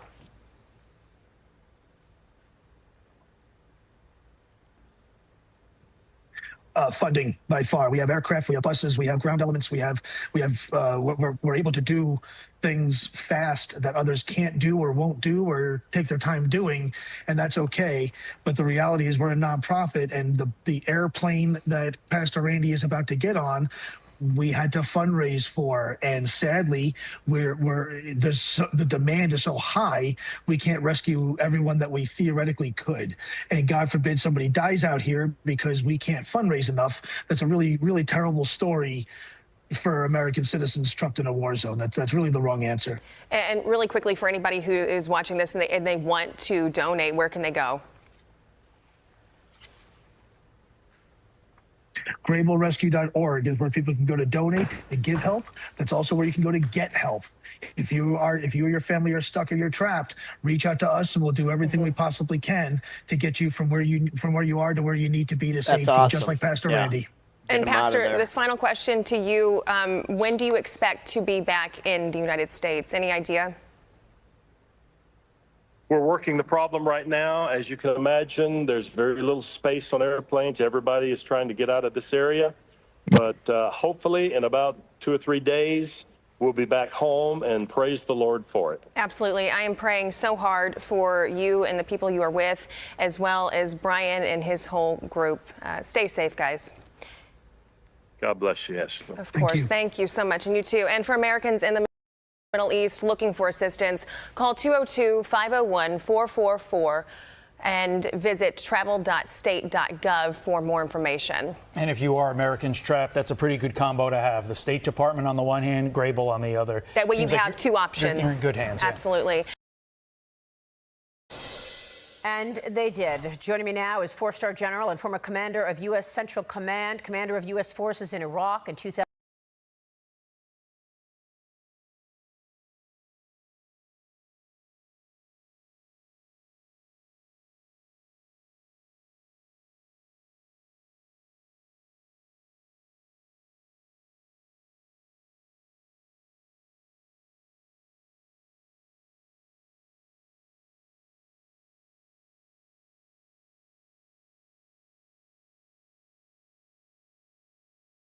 The situation they're spreading. Israel launching those strikes again on Hezbollah in Beirut, Lebanon overnight. You can see the smoke rising once again in that live look on the right-hand side of your screen. And of course, I do want to get to all of the latest information here. Let's pop up some of this video coming in out of CENTCOM, as today does mark day 6 with the U.S. and Israel conducting those continuous strikes on the current Iranian regime and the Iranian Revolutionary Guard strongholds within Tehran. Now, Iranian state television today airing a violent message from Iran's Ayatollah Abdullah Javadi Amali. In that message, the Ayatollah calling for the, quote, shedding of blood from President Trump and Israelis. Again, a very violent message that is now coming in there. Yeah, you should be able to hear me now. If you want to donate to the channel and you don't want to go through YouTube, I have the Cash App option. I haven't had this one used very often, but a couple times. Here's my Cash App. And put it in capital letters. I think capital letters just looks better, more professional. I also have the Venmo option, and I got Buy Me a Coffee option as well. And I'll put those usernames as we continue to watch the videos in the chat. From the Ayatollah. A short time ago, Iran's Revolutionary Guard says it fired missiles at Israel with a 1-ton warhead on it. The IRGC claiming attacks as well in Bahrain, Kuwait, and the United Arab Emirates. Israel's military also releasing this video here, saying that it carried out a wave of strikes that began overnight, targeting sites in Tehran that are crucial to Iran's ballistic missile deployment and storage. The Israeli military saying it struck Iranian operations who were preparing a missile launcher to be used against Israeli aircraft, preventing any kind of launch. Now, as we take a live look over the White House here in D.C., later today, the House slated to vote on legislation meant to stop the U.S. war on Iran, but House Speaker Mike Johnson has declared this will not pass. The vote comes a day after the War Powers resolution failed in the Senate by a vote of 47 to 53. There is, of course, a lot to discuss as all of this continues to develop, with updates coming in pretty much on an hourly basis. Congressman John McGuire, a Republican representing Virginia. He's a Navy SEAL veteran and is on the House Armed Services Committee, joining us now live ahead of that potential vote later today to discuss all of it. Congressman, thank you so much for taking the time to be here with us today. Hey, thanks for having me this morning, Josh. That's a pretty good report you have there. I would just, as we get into this discussion, make sure as we mourn our fallen, that we support our troops and keep praying for our troops. They're on the front line right now. What I would say here on the Hill is this is not a time for politics. We should all be on the same team. When American troops are on the front line, we should all be wearing the same jersey. Absolutely. And that jersey says USA. So we have the best troops with the best training. Unity, and they're making people. the world Unity. I safer, and what preached they're on doing it is last night. important. Unity. And the message we need to have is that we're supporting them. And I wanted to ask you kind of about that more in depth here, because what is your message to folks who are planning to vote in favor of a war powers resolution saying that they want control over this? What is your message to them? Well, you know, when Obama had troops on the ground in Syria, I think 14 months, thousands of missiles and bombs dropped or launched. You didn't have this issue. And they're trying to control this president no matter what he does. But he has a commander-in-chief. As a commander-in-chief, he has to have the flexibility to make decisions. Good to see you again. And they're trying to handcuff him. So I'm hoping that it fails. You know, this is we have a great planning team with General Raising Crane, Pete Hegseth, and everyone else.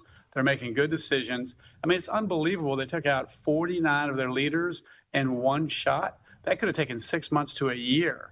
So the number one thing you want to do is take out the leadership.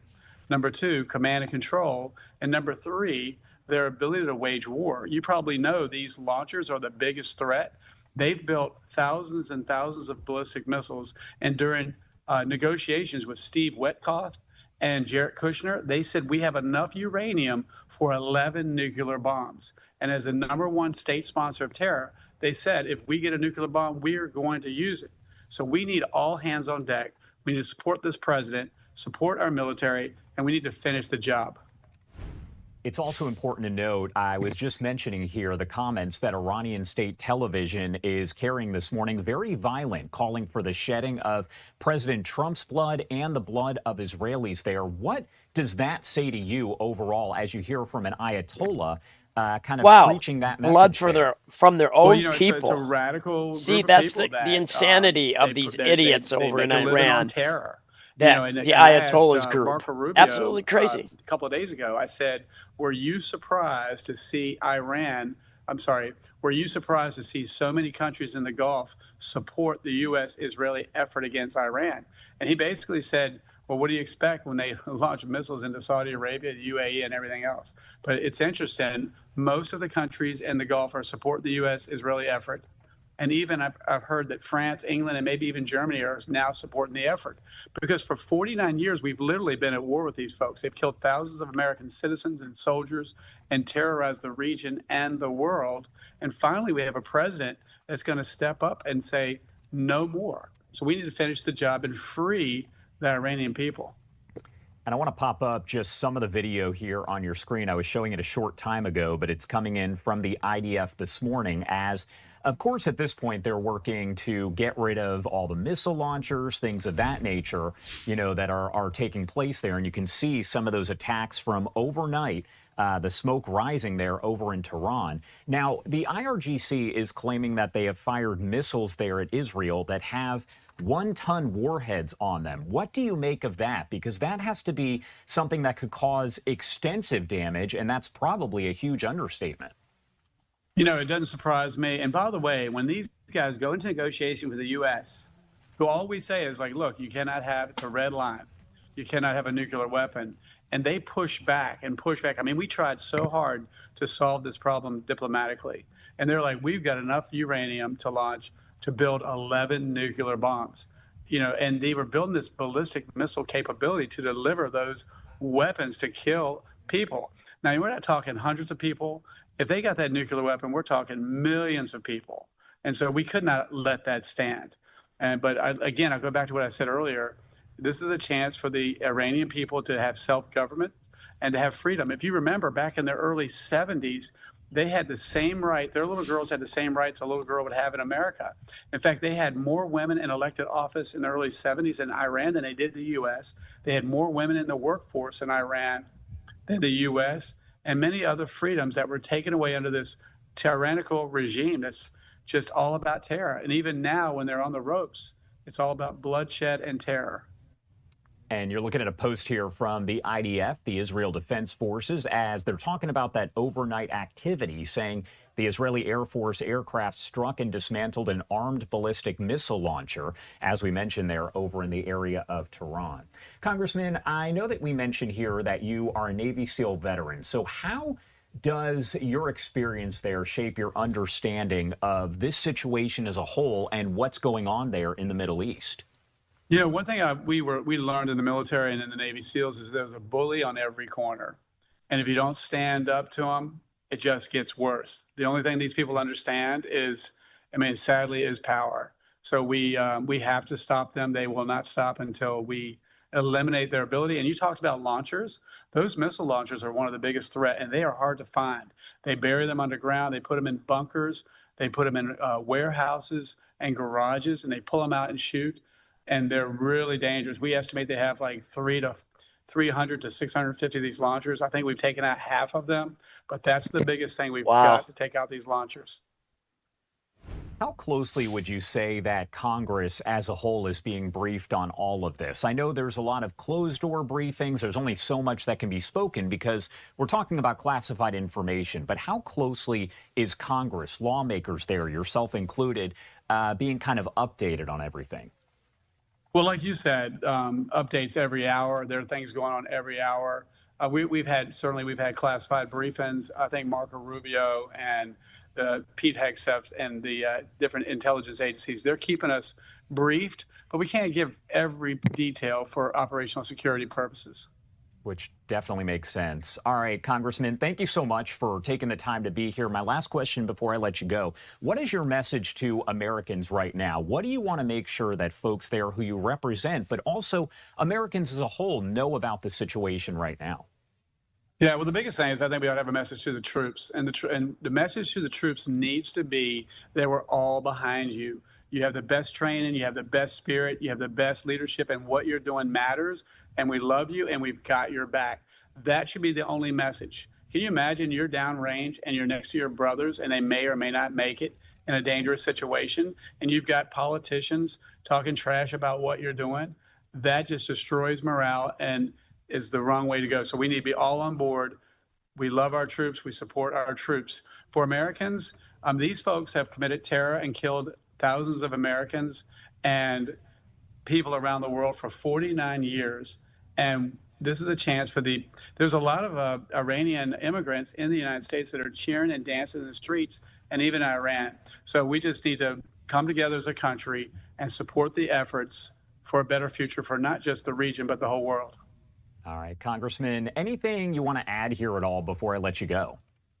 No, I just, a lot of people are texting me, a lot of veterans especially, looking at the way we've waged war historically and the way it's going now. I mean, morale is at an all-time high, and people tell me they're proud to be an American. We've got problems. We're not perfect, but our way of government, as we celebrate 250 years, we've lifted more people out of poverty, given more people freedom and opportunity than any form of government in the world. We have a great country. We're not perfect, but we get better every day. But let's put our differences aside. Let's focus on a better future. All right, Congressman McGuire, thank you so much for taking the time to be here with us. We'll, of course, see how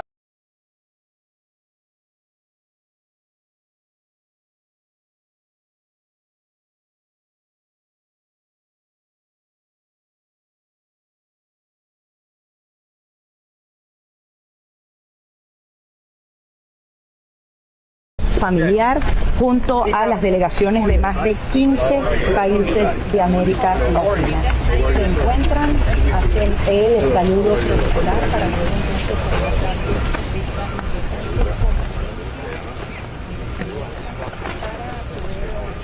Hector Gonzalez, welcome into Mike Shriver Ministries. Yeah, Scott Clark, I do believe firmly, 100%, the Antichrist will be the head of the UN. He'll be the political leader. It's also known as the beast, also known as the Antichrist. He gives power to the false prophet. And then the false prophet causes the image. He gives power to the image of the beast, which will be an AI. It'll look just like the Antichrist. I'm almost certain of it, 100%. It says he gives power. Let me just read that really quick. Revelation 13:15 through 18 is absolutely fascinating. And I never thought about this until a few months back. It hit me like a ton of bricks. I was sitting here minding my own business, and the thought dropped in my brain all of a sudden. Now listen to this.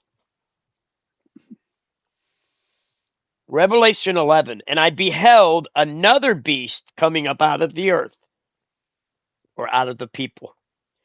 And he had 2 horns like a lamb, and he spake as a dragon. He exercises all the power of the first beast, which is the Antichrist, if you read this chapter 13 from the beginning. And he causeth the earth and them which dwell therein to worship the first beast, that's the Antichrist, whose deadly wound was healed. And no, it's not Trump, because his shot to the ear was not a deadly wound. It just bled like crazy. And then it says, and he doeth great wonders, so that he maketh fire come down from heaven on the earth in the sight of men. What if that's an AI? What if that fire coming down from heaven? John didn't understand that. I mean, yeah, it might be literal that the false prophet will cause fire to come down from heaven, because remember, he's the one world religious leader at the time of the Antichrist. He's the false prophet.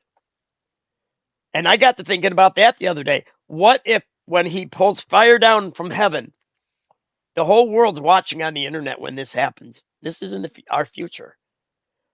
But what if that's an AI, as a deception?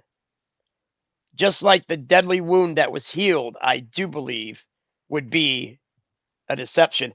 Now, the fire coming out of heaven, I do question that, but this one I do not. Revelation 13:15, and he had power, this is the false prophet, and he had power to give life unto the image of the beast, that the image of the beast should both speak and cause that as many as would not worship the image of the beast should be killed. I absolutely believe that part in verse 15, because he gives power to the image of the beast, and it'll be an AI. Can you imagine putting an AI of the Antichrist? It looks just like him, with an AI chip in its brain. Advanced AI chip, super advanced. And everybody from each county and each state of the Union in America has to go to the county seat and give allegiance to the beast, the image of the beast, because he's not omnipresent like God. Satan can't be omnipresent, and nor can a human that's possessed by Satan. It would almost, I'm almost certain, 99.9123465 8% certain that verse 15 is AI, because the false prophet gives power to the image. Let's continue. All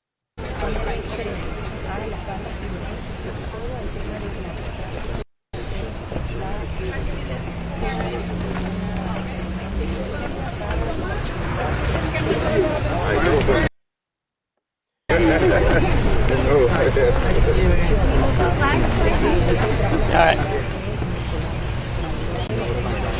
Okay, enough with the pleasantries. Let's get to the speech. Who's this dude? A special team of senior advisors and defensive and economic aspirations to unite for the benefit of homelands and our hemisphere. At this time, I'd like to introduce the commander of the United States Southern Command, General Francis Donovan. No, Tanakh, not like Trump. He didn't have a deadly wound that was healed. Your ear is not a deadly wound. I think you're just mocking. Perhaps you're trolling. I'm not certain, but maybe you are. Buenos dias. What's Welcome that to mean? Doral, the United States Southern Command, for the America's Counter Cartel Conference. It was a pleasure to meet many of you last night at the reception, and even better to see many of the friends and teammates we met last month at the CHODS conference in Washington, D.C. Secretary Hegseth, sir, thank you for hosting this vital gathering and your enduring leadership. Each day, you're ensuring the security, stability, and prosperity of the United States and the entire hemisphere. I'd also like to welcome and thank the Deputy Chief of Staff for Policy and Assistant to the President of Homeland Security, Mr. Stephen Miller. The Undersecretary of War for Policy, the Honorable Eldridge Colby, who'll be joining us virtually today. The Chief of the National Guard Bureau, General Stephen Nordhaus. Spock, thank you very much for being here. The Assistant Secretary of War for Cyber Policy, the Honorable Catherine Sutton. The Acting Assistant Secretary of War for Homeland Defense and the American Security Affairs, and my now best friend, Mr. Joseph Humeyer. The Principal Deputy Assistant Secretary of War for Homeland Defense, the American Security Affairs, Mr. Mark Dibleson, and the Senior Advisor to the Secretary of War, Mr. Eric Garrissey, Mr. Patrick Weaver, and Mr. Philip Hegseth. And welcome, most importantly, to all of our partner nations' ministers, ambassadors, and leaders joining us today. Thank you all for being here. Today we stand together at a very critical moment. Narco-traffickers, drug cartels engage in campaigns of terror, violence, and corruption to enrich themselves and expand their insidious influence. They are poisoning and killing all of our nation's citizens. These sophisticated networks flood our streets with fentanyl, cocaine, and other drugs that kill at a higher rate than any conventional war. This is the single gravest threat to security in our region and across our hemisphere. To counter this threat, the United States is guided by the strategic vision of peace through security, set forth in both the United States National Security Strategy and the National Defense Strategy. These documents give our military a clear mandate in the Western Hemisphere to defend the U.S. homeland and increase burden sharing with our allies and partners to do so. We are your premier partner to work with, by, with, and through your nations to achieve shared objectives. But when necessary, we will not hesitate to act. Operation Southern Spear and Absolute Resolve are proof of this commitment. Through these efforts, the United States is combating narco-terrorism and drug trafficking and, most importantly, restoring deterrence. The Western Hemisphere is our neighborhood, and the narco-terrorists who seek to export drugs and death to our shores and your shores will be dismantled and defeated. As allies and partners, we must take aggressive action together, sharing the burden through cooperation. We now call upon our long-standing relationships built on a foundation of trust and linked through shared culture, history, and economic aspirations to unite for the benefit of all of our nations. Our mutual security is at stake. Through combined operations, training, exercises, and intelligence and information sharing, we will achieve greater domain awareness, interoperability, and capacity to strengthen regional security. With all nations shouldering this burden, our collective resilience will prevent shared adversaries from using the region to further their maligned agendas. The time is now. Today marks the next step towards moving out to deter and defeat those who threaten the security, stability, and prosperity of the United States and this hemisphere. We all face these threats, and the most effective way to counter and eradicate them is by standing together. Before I turn the stage over to Mr. Humeyer, I'd like to once again thank you for your stalwart partnership. Your participation here sends an unmistakable message to partners and adversaries alike. We are taking the fight to the narco-terrorists and the cartels. Not only are we redoubling our commitment to defend the sovereignty and security of our nations, we are doing it together to realize our common vision of a safer, stronger, and more prosperous Western Hemisphere. Let's get to work.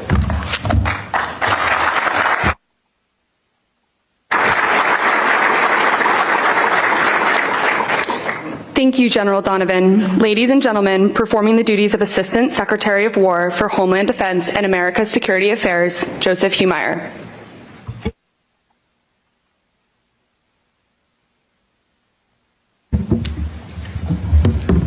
Good morning, buenos días. And I'd be remiss if I didn't begin by thanking my new best friend, General Donovan, for your excellent remarks and frankly for your excellent teamwork here at Southcom. Your team has truly been amazing at putting all this together in just a matter of a few weeks. So thank you, General. I'd also like to begin by acknowledging a special team of senior advisors and defense officials who, if not for their efforts, and not just today, but over the last several months, we frankly just wouldn't be here today. So a special thank you to Principal Deputy Assistant Secretary. Let's get to Hegseth. Enough with these pleasantries. Let's get to the business. Fought Al-Qaeda and fought Stephen Miller, though. Security. I like Stephen Miller. This Stephen time to Miller protect is our awesome. borders against Indian tribes. I hope I hope that Stephen Miller becomes Secretary of State under a J.D. Vance, Marco Rubio presidency. Actually, let's do a poll on that. Okay, so we're going to end this current poll. 60% did not subscribe. 40% did. Thank you. Those are great numbers. Appreciate it. I want to hit 2,000 subs by the end of Sunday, Lord willing. New poll going up right now. As soon as I can get this thing to cooperate.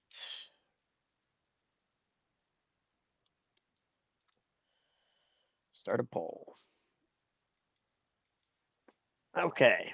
How many? Oh, no. Do you?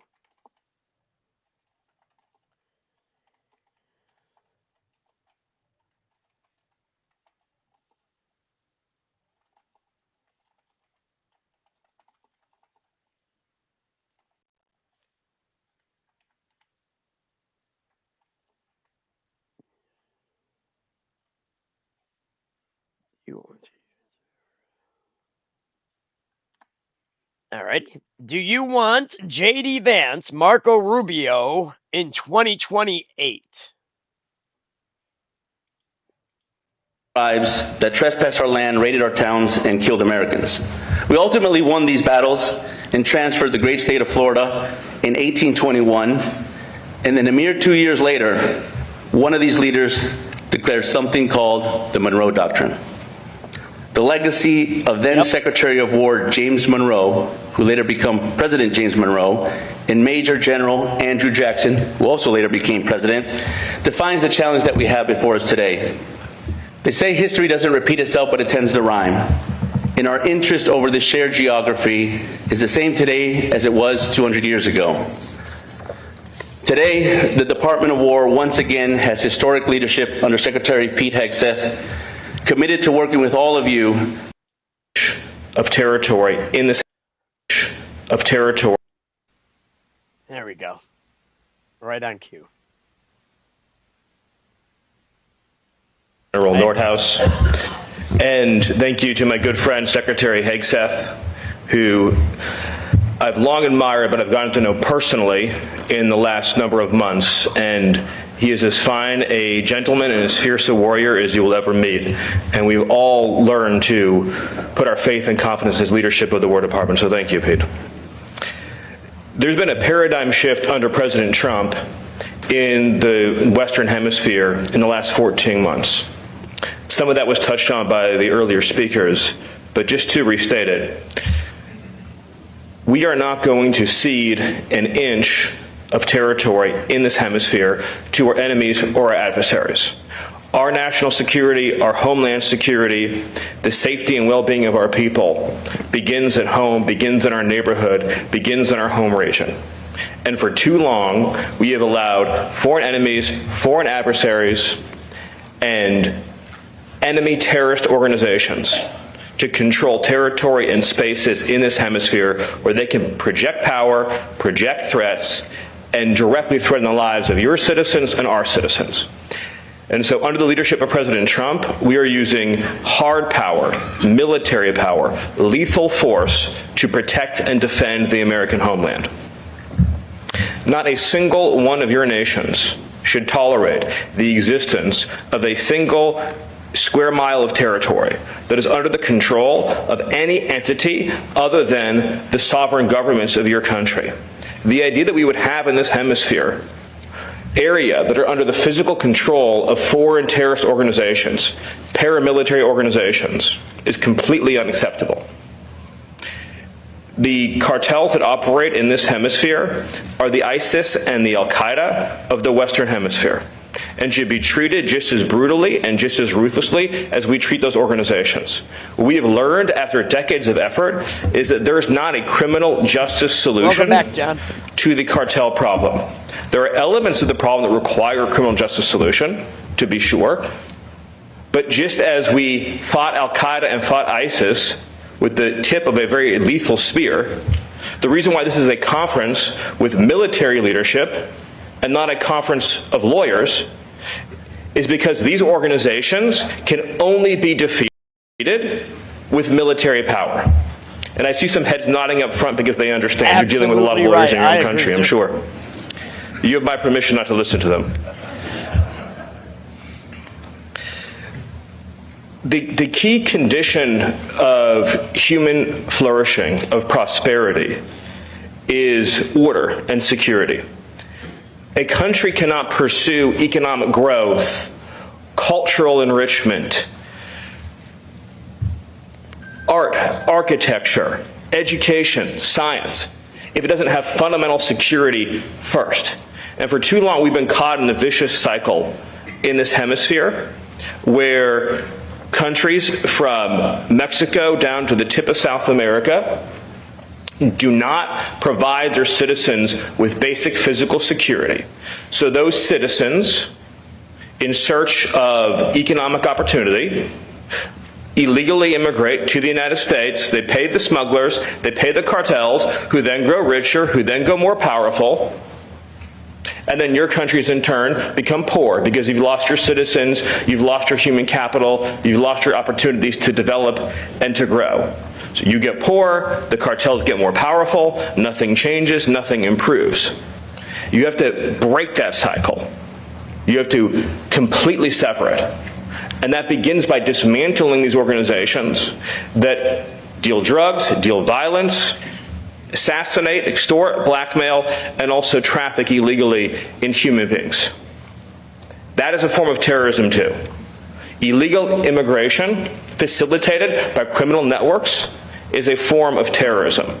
And those who are stealing your children and stealing your families and stealing your human capital are part of that terrorist continuum and should be thought of as such. It is not a victimless crime when people are paying human smuggling organizations, because that money then fuels assassinations, it fuels violence, it fuels instability, and it continues this cycle. For decades, a lot of organizations were sent to your countries. These are known as NGOs, I think you know the term, non-governmental organizations. And they gave you very, very bad advice for a very, very long time. And basically they told you, in short, that you needed to be softer and gentler and nicer to the criminals, and that you had to demilitarize your approach and extend more rights and more opportunities to the people who are sabotaging and destroying your society. I would make the point to you, as others have pointed out before, including the president of El Salvador, that the West only achieved the place that it did in human history because it spent previous centuries eradicating the criminal elements within its territories. So the West that we came to know, that had the great music and architecture and science and the most powerful economy, it has spent centuries previous to that establishing order first, so that by the time you get, to say 18th century England, 19th century England, there have been centuries of previous history in which ruthless means were used to get rid of the people who were raping and murdering and defying established systems of order and justice. And then when people could live freely and peaceably, and children and families and women could be safe, then it became possible to pursue all of these higher elements of life. So when people who are coming to countries like yours that have had struggles and difficulties and pains and challenges, and they're telling you anything other than first and foremost, secure your countries and your territory, they're giving you not only terrible advice, but advice if someone had come to Europe centuries ago and they had followed that advice, Europe would have never become the Europe that it eventually became. And the reason why many Western countries are struggling today is they've forgotten the eternal truth and wisdoms they once followed. And that's why here under President Trump in America, we are returning to those fundamental truths. We're returning to those fundamental principles.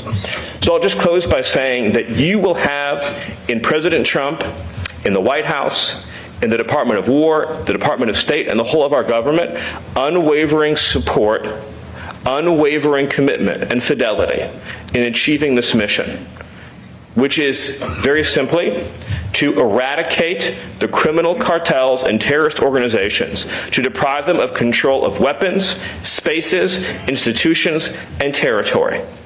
And the human rights that we are going to protect are not of the savages that torture and rape and murder. The human rights that we are going to protect are of the peaceable citizens who have an absolute human right to live in physical safety and security every day of their lives. And in that mission, I promise you, we will be your closest partner. Thank you.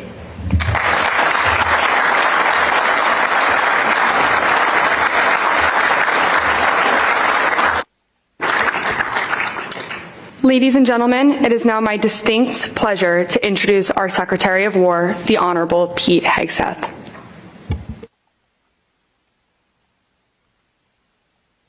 Oops. At Gospel Buds. There he is. Oh no, where did he go? Oh wait, duh. Well, good morning, everybody. Well, General Donovan and I are pleased to welcome all of you to Southern Command this morning. I'm honored to be the first Secretary of War to lead a hemispheric defense conference like this in more than 30 years. This conference is about you. This conference is about us. This conference is not called the America apostrophe S, America's Counter Cartel Conference.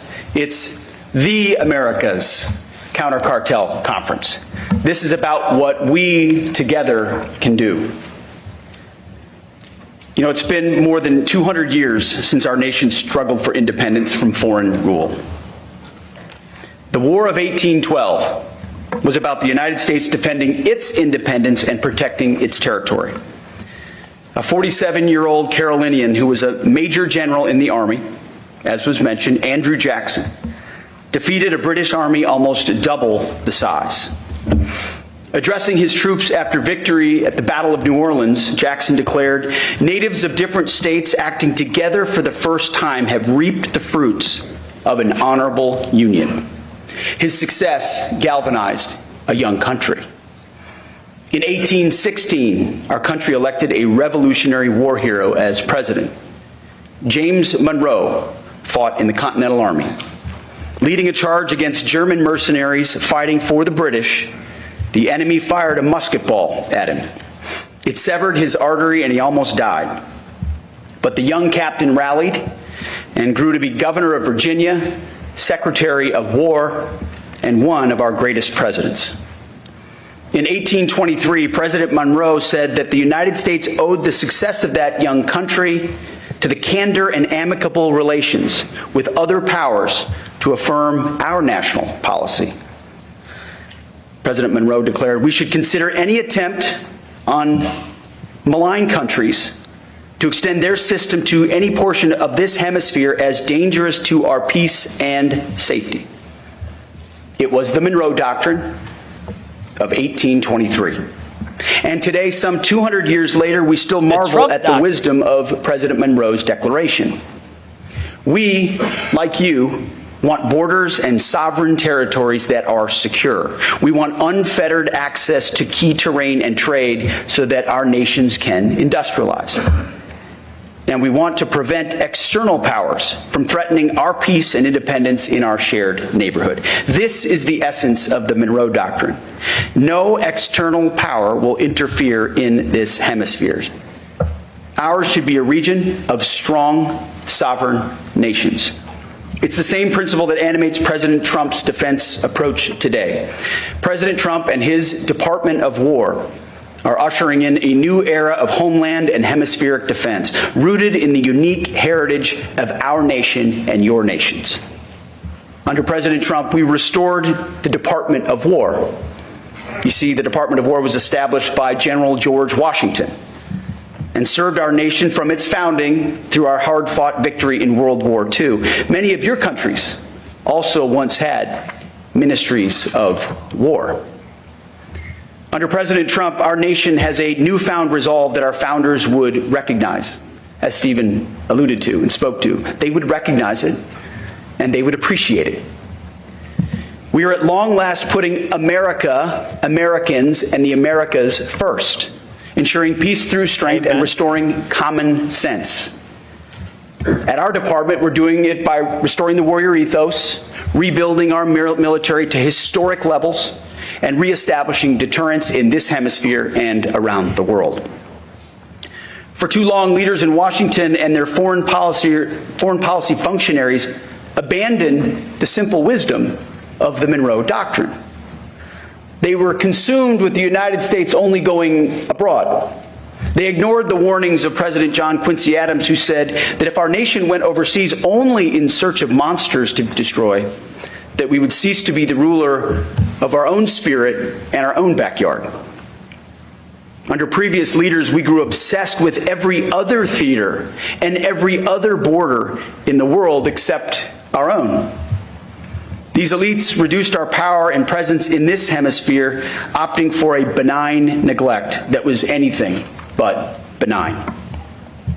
In your countries, many leaders accepted the status quo to coexist with narco-terrorism, or for a law enforcement alone approach that failed to deter and dismantle threats. Same happened in our country under the previous administration.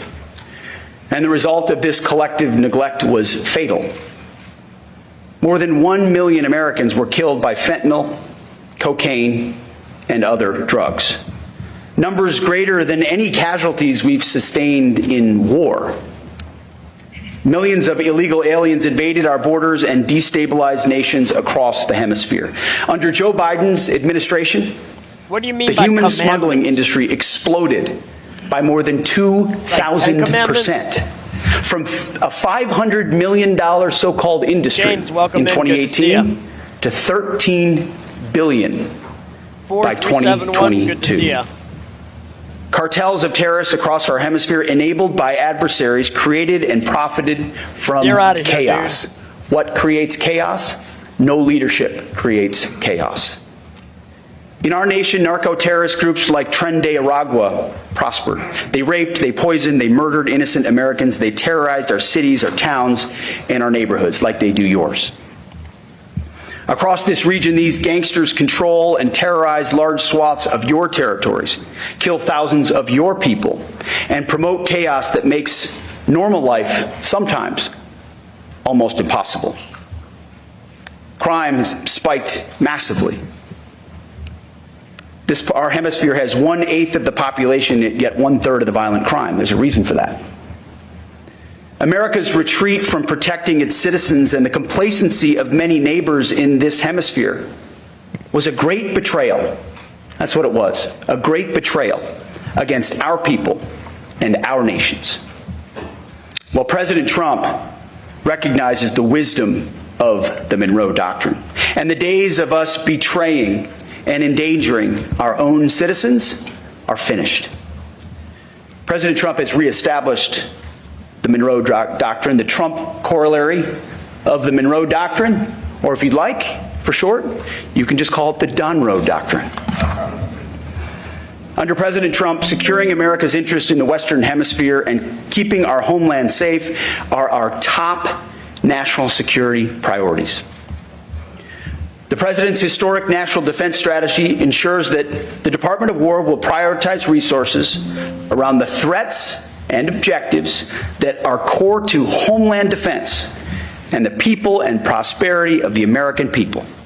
And to start, the Department of War is once again defending our borders as a priority of our national defense.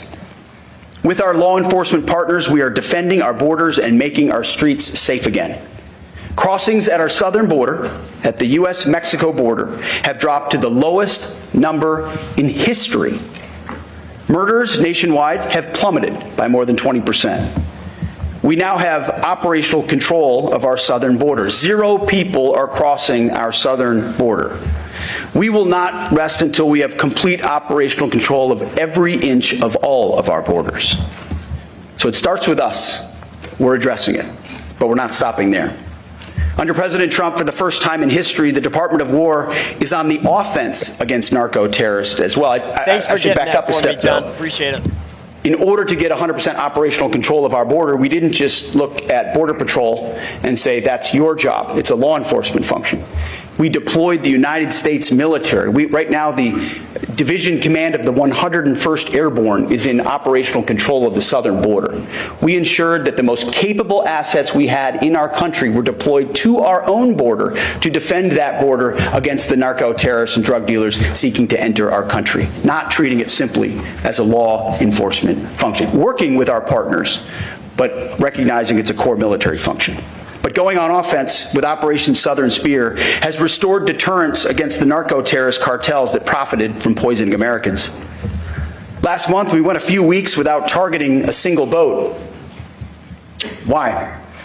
Well, because we couldn't find a whole lot of boats to sink. And that's the whole point, is to establish deterrence from narco-terrorists who have been able to traffic almost unfettered. And if the consequence was simply to be arrested and then released, well, that's a consequence they'd already priced in a long time ago. A new dynamic had to be put in motion in order for their decision cycle to change. And when adversaries are forced to move out of comfortable positions, as you know, as military men and women, they're more vulnerable when they're moving in a different direction, which is also the point. Drug overdoses that kill our citizens have dropped. Flows of fentanyl, a weapon of mass destruction, are down 56%. We will continue to destroy these threats. Amen to that. In January, U.S. forces raided and arrested the most dangerous house and the most dangerous compound inside the most fortified fort in the capital city of Caracas of two indicted individuals, Nicolas Maduro and his wife, fugitives of the U.S. law.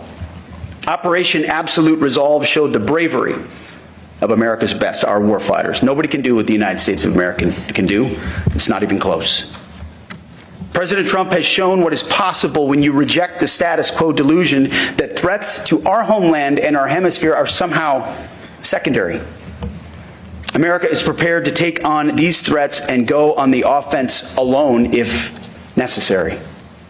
However, it is our preference, and it is the goal of this conference, that in the interest of this neighborhood, we all do it together with you, with our neighbors and with our allies who are eager and willing and capable.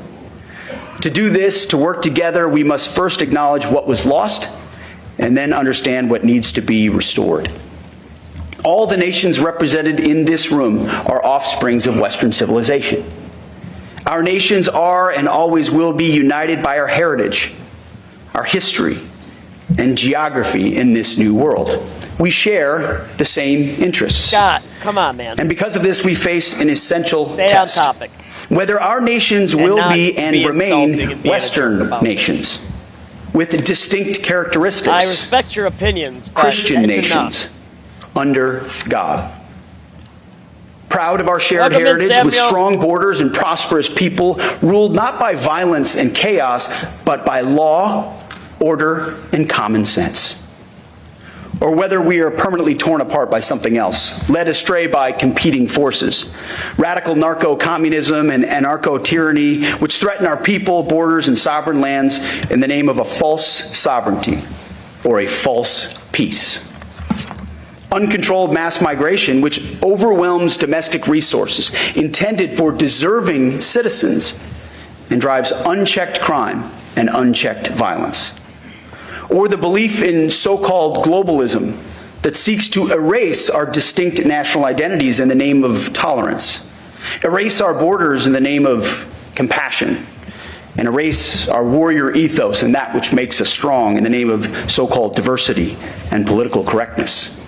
One of the dumbest phrases in military history, which used to be echoed from the former Defense Department in the previous administration, they would say it over and over and over again, was our diversity is our strength. It is not. It's the single dumbest phrase in military history. Amen. Because what is our strength is our unity.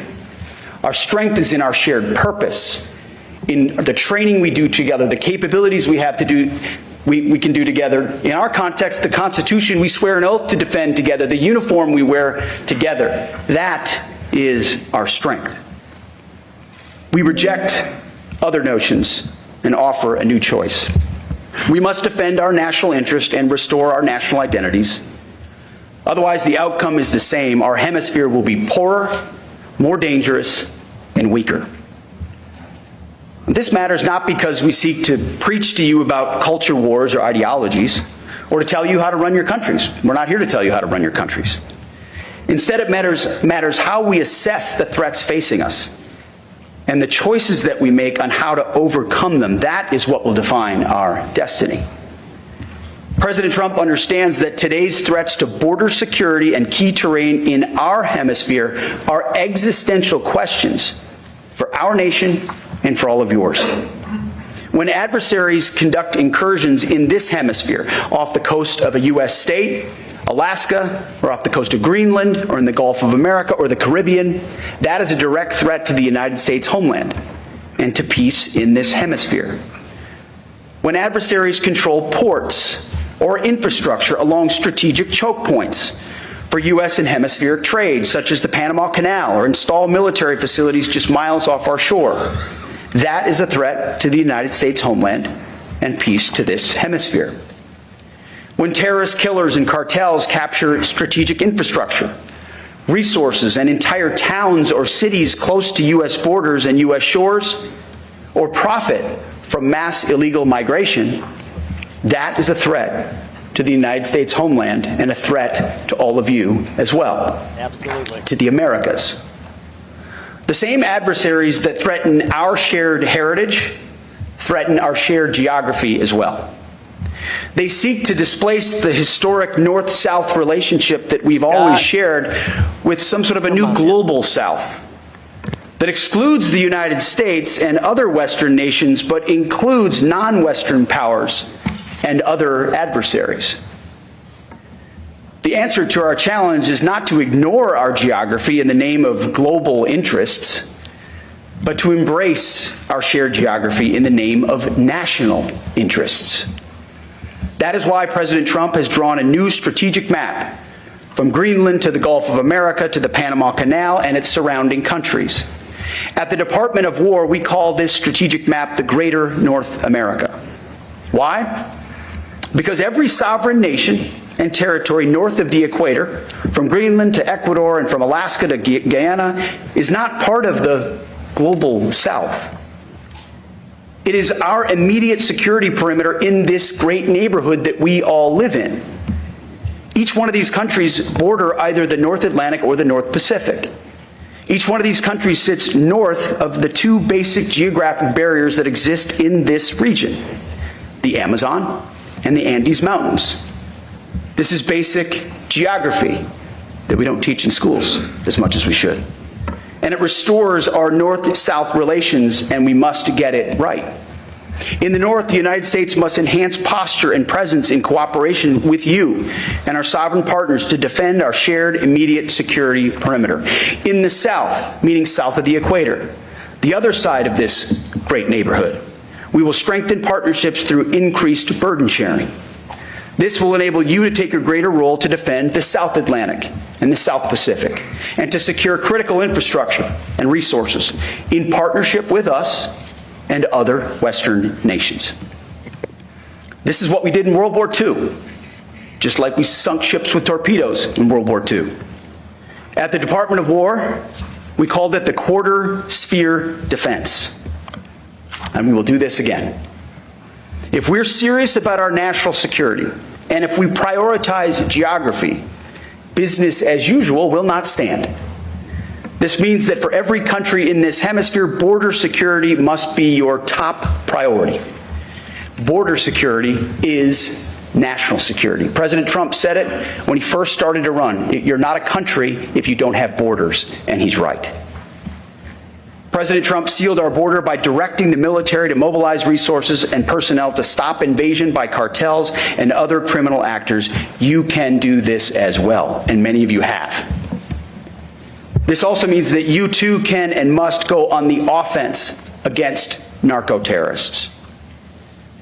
We've had great collaboration with many countries in recent months, and I want to thank every country in this room that has supported our access to find, fix, and finish cartel targets. We have only just begun to work with you. More must be done by you and by us to target narco-terrorist groups across all domains. We will dismantle narco-terrorist networks in this hemisphere, and we will deny access to the state adversaries who support them. We will correct the mistakes of the past, the mistakes of the so-called Global South. I want to thank General Donovan, who has been an excellent partner and a great new leader here at Southern Command. One of the great mistakes of the past was that our leaders didn't provide the U.S. Southern Command with the support that it needed. It was a command chock full of lawyers and social workers and NGOs, law enforcement. That's changing. General, I'm directing my team to correct these historic failures, to ensure that your command has the resources and staff that you need for this robust mission ahead. It's the least we can do. I want to, absolutely, thank you.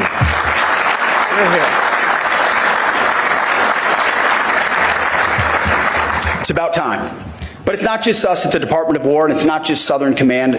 This is across the Trump administration. This is across the Department of War as well. Stephen Miller, thank you for your support and your leadership, for your clarity, understanding why this matters to each American citizen, and why the War Department is central to ensuring that it happens. It doesn't happen without President Trump, and it doesn't happen without your clarity and your leadership. That's right. I want to thank General Nordhaus as well for your support at every level. There's so many to thank. I see Corey Lewandowski here from the Department of Homeland Security. It doesn't happen without the Department of Homeland Security. Of course, Joseph Humeyer, the other part of the new bromance between him and General Donovan. Eric Garrissey, who from day one in my office, he was my first sergeant in Iraq, he's one of my senior advisors. Day one, he worked at Southcom for a long time, said, we need to be focused on the cartel threat. And he built a team to help put us in that direction, a lot of which manifests to this day. Patrick Weaver, Phil Hegseth, who I happen to know, and Ricky Berea, my chief, for doing a great job putting this together. Tony Salisbury, thank you. So many folks that every single day in Washington, I hope you know, are working hard to run as fast as you are, to stand alongside you in this mission. This is not a conference with flags so we can pat ourselves on the back. I can tell you that if I sold that to President Trump as the objective, he'd kick me out of his office. This is an operational conference to bring our countries more closely together to achieve a shared objective, and do so aggressively. This is not a one-way street. Every partner in this region has to do more and invest more in your security as well. We, like you, want a hemisphere of sovereign, secure, and prosperous nations. We, like you, want what another great American president, Teddy Roosevelt, called the permanent peace on this hemisphere, and it will require action from all of us. You know, our schools used to teach American school children about our blessed history. Every child in grade school grew up knowing the remarkable story of this country. They knew that President James Monroe was once an orphan, that at a mere 16 years old, he had to look after his siblings. I've got an almost 16-year-old, he couldn't look after anything. It's remarkable. Well, that orphan grew to be not just one of the greatest presidents, but one of our greatest Americans. After his presidency, when his wife died and he became frail and ill with heart failure, but he still spoke about what he called our shared cause of liberty. Still talked about the toils and the perils of our war for independence. James Monroe, our 7th president, died on July 4th, the 4th of July, Independence Day, 1831, 50 years after 1776. What I like to say is, here at the Department of War, we're in the 1775 business, which is when Americans took up arms before they even declared independence. All of you are also in the 1775 business. Without the force of arms, without our militaries, we cannot keep our country safe. That's my responsibility, and it is yours. With Donald Trump in the Oval Office and with all of you here, we can still realize that long ago dream of James Monroe in our time. We will make the Americas great again. Thank you, and God bless you.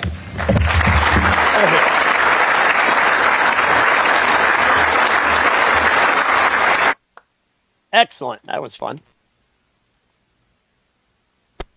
Let's see here. I think it's over. Click there. Click here. No, it's not over. Huh. Thank you, Secretary Hegseth. We now invite each of our partners to provide short remarks.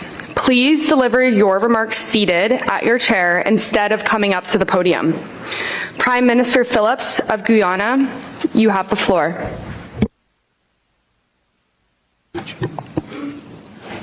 Thank you. I thank the government of the United States of America and the Honorable Secretary of War, Pete Hegseth, for convening this inaugural America's Counter-Cartel Conference and for the invitation extended to Guyana.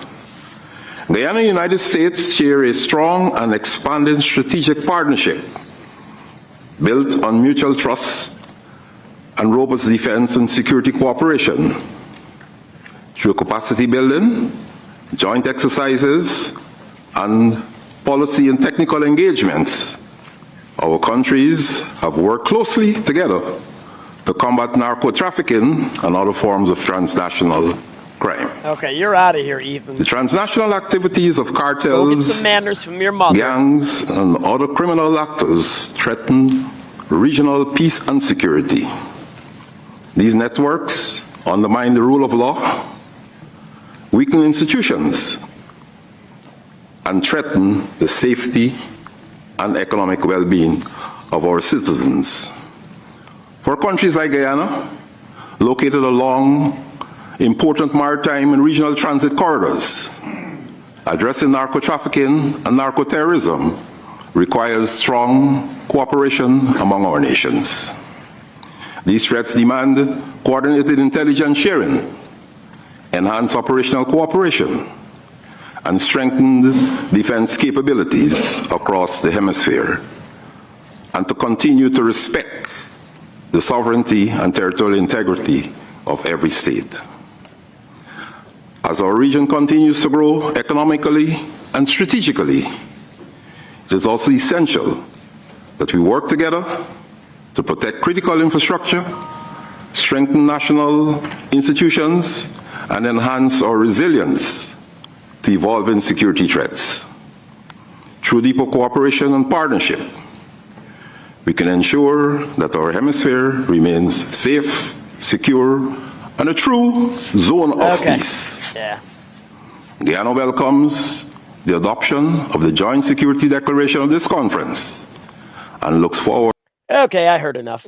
Now it's just a bunch of dignitaries, as one man put it, windbags, just a yapping. So, what I'm going to do now is take a break for a little while and study, and I'm going to come back. What do we got, 12:30? I should be back around 1:30 or quarter to the chat, and, you know, it could get annoying for them. So let's just kind of not bring up argumentative topics. Let's just try to stick on topic without fighting about it. Don't cuss, don't swear, don't bully people, don't be a jerk. Let's just be mature adults. All right, guys. I'm not saying that you guys aren't. I'm talking about a few people. Not everybody, okay? So, yeah.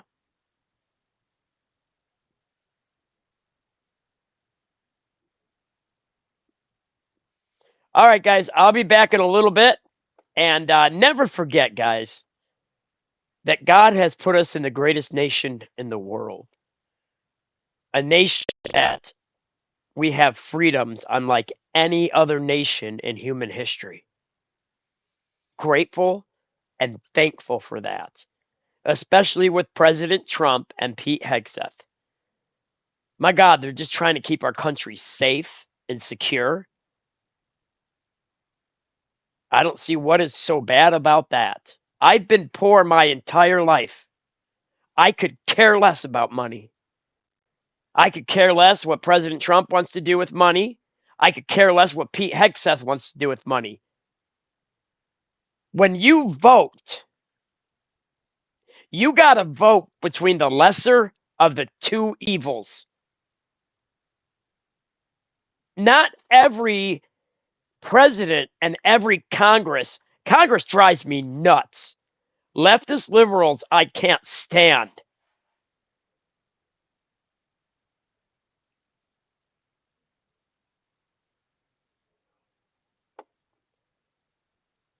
But if we can't support a president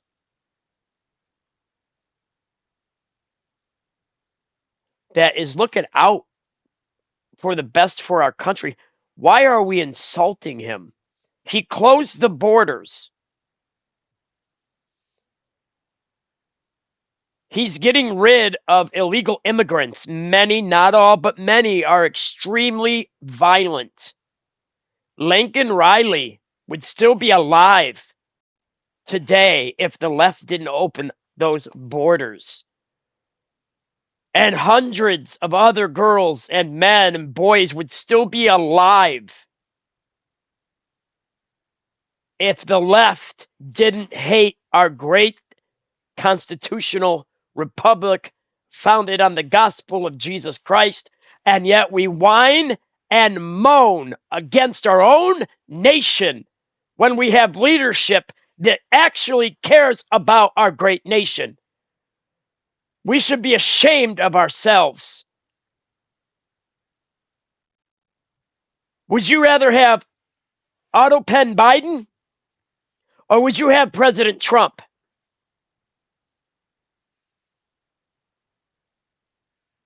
Amen, Jim.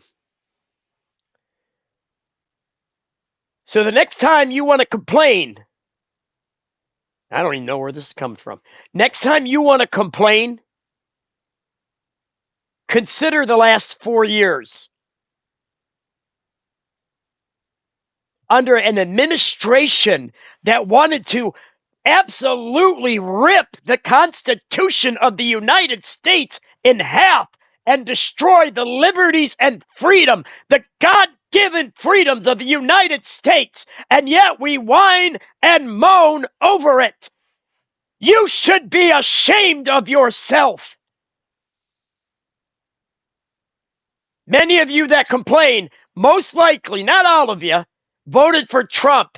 And if you didn't vote at all, you ain't got no right to speak up about anything. You should just keep your mouth shut. The left wanted to destroy this nation. You should be ashamed of yourself.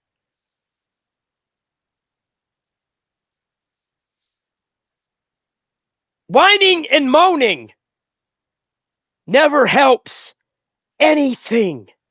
Back your president. We finally got one. Thank God for 4 years. If you're going to whine and complain, you can have opinions, but don't whine and complain, or I will kick you out. I don't give a rat's booty who you are. You'll be out of here. Thank you all for joining me this morning. I appreciate it. And never forget that Jesus Christ is our great God and Savior, and He caused this country to be. I will see you all later.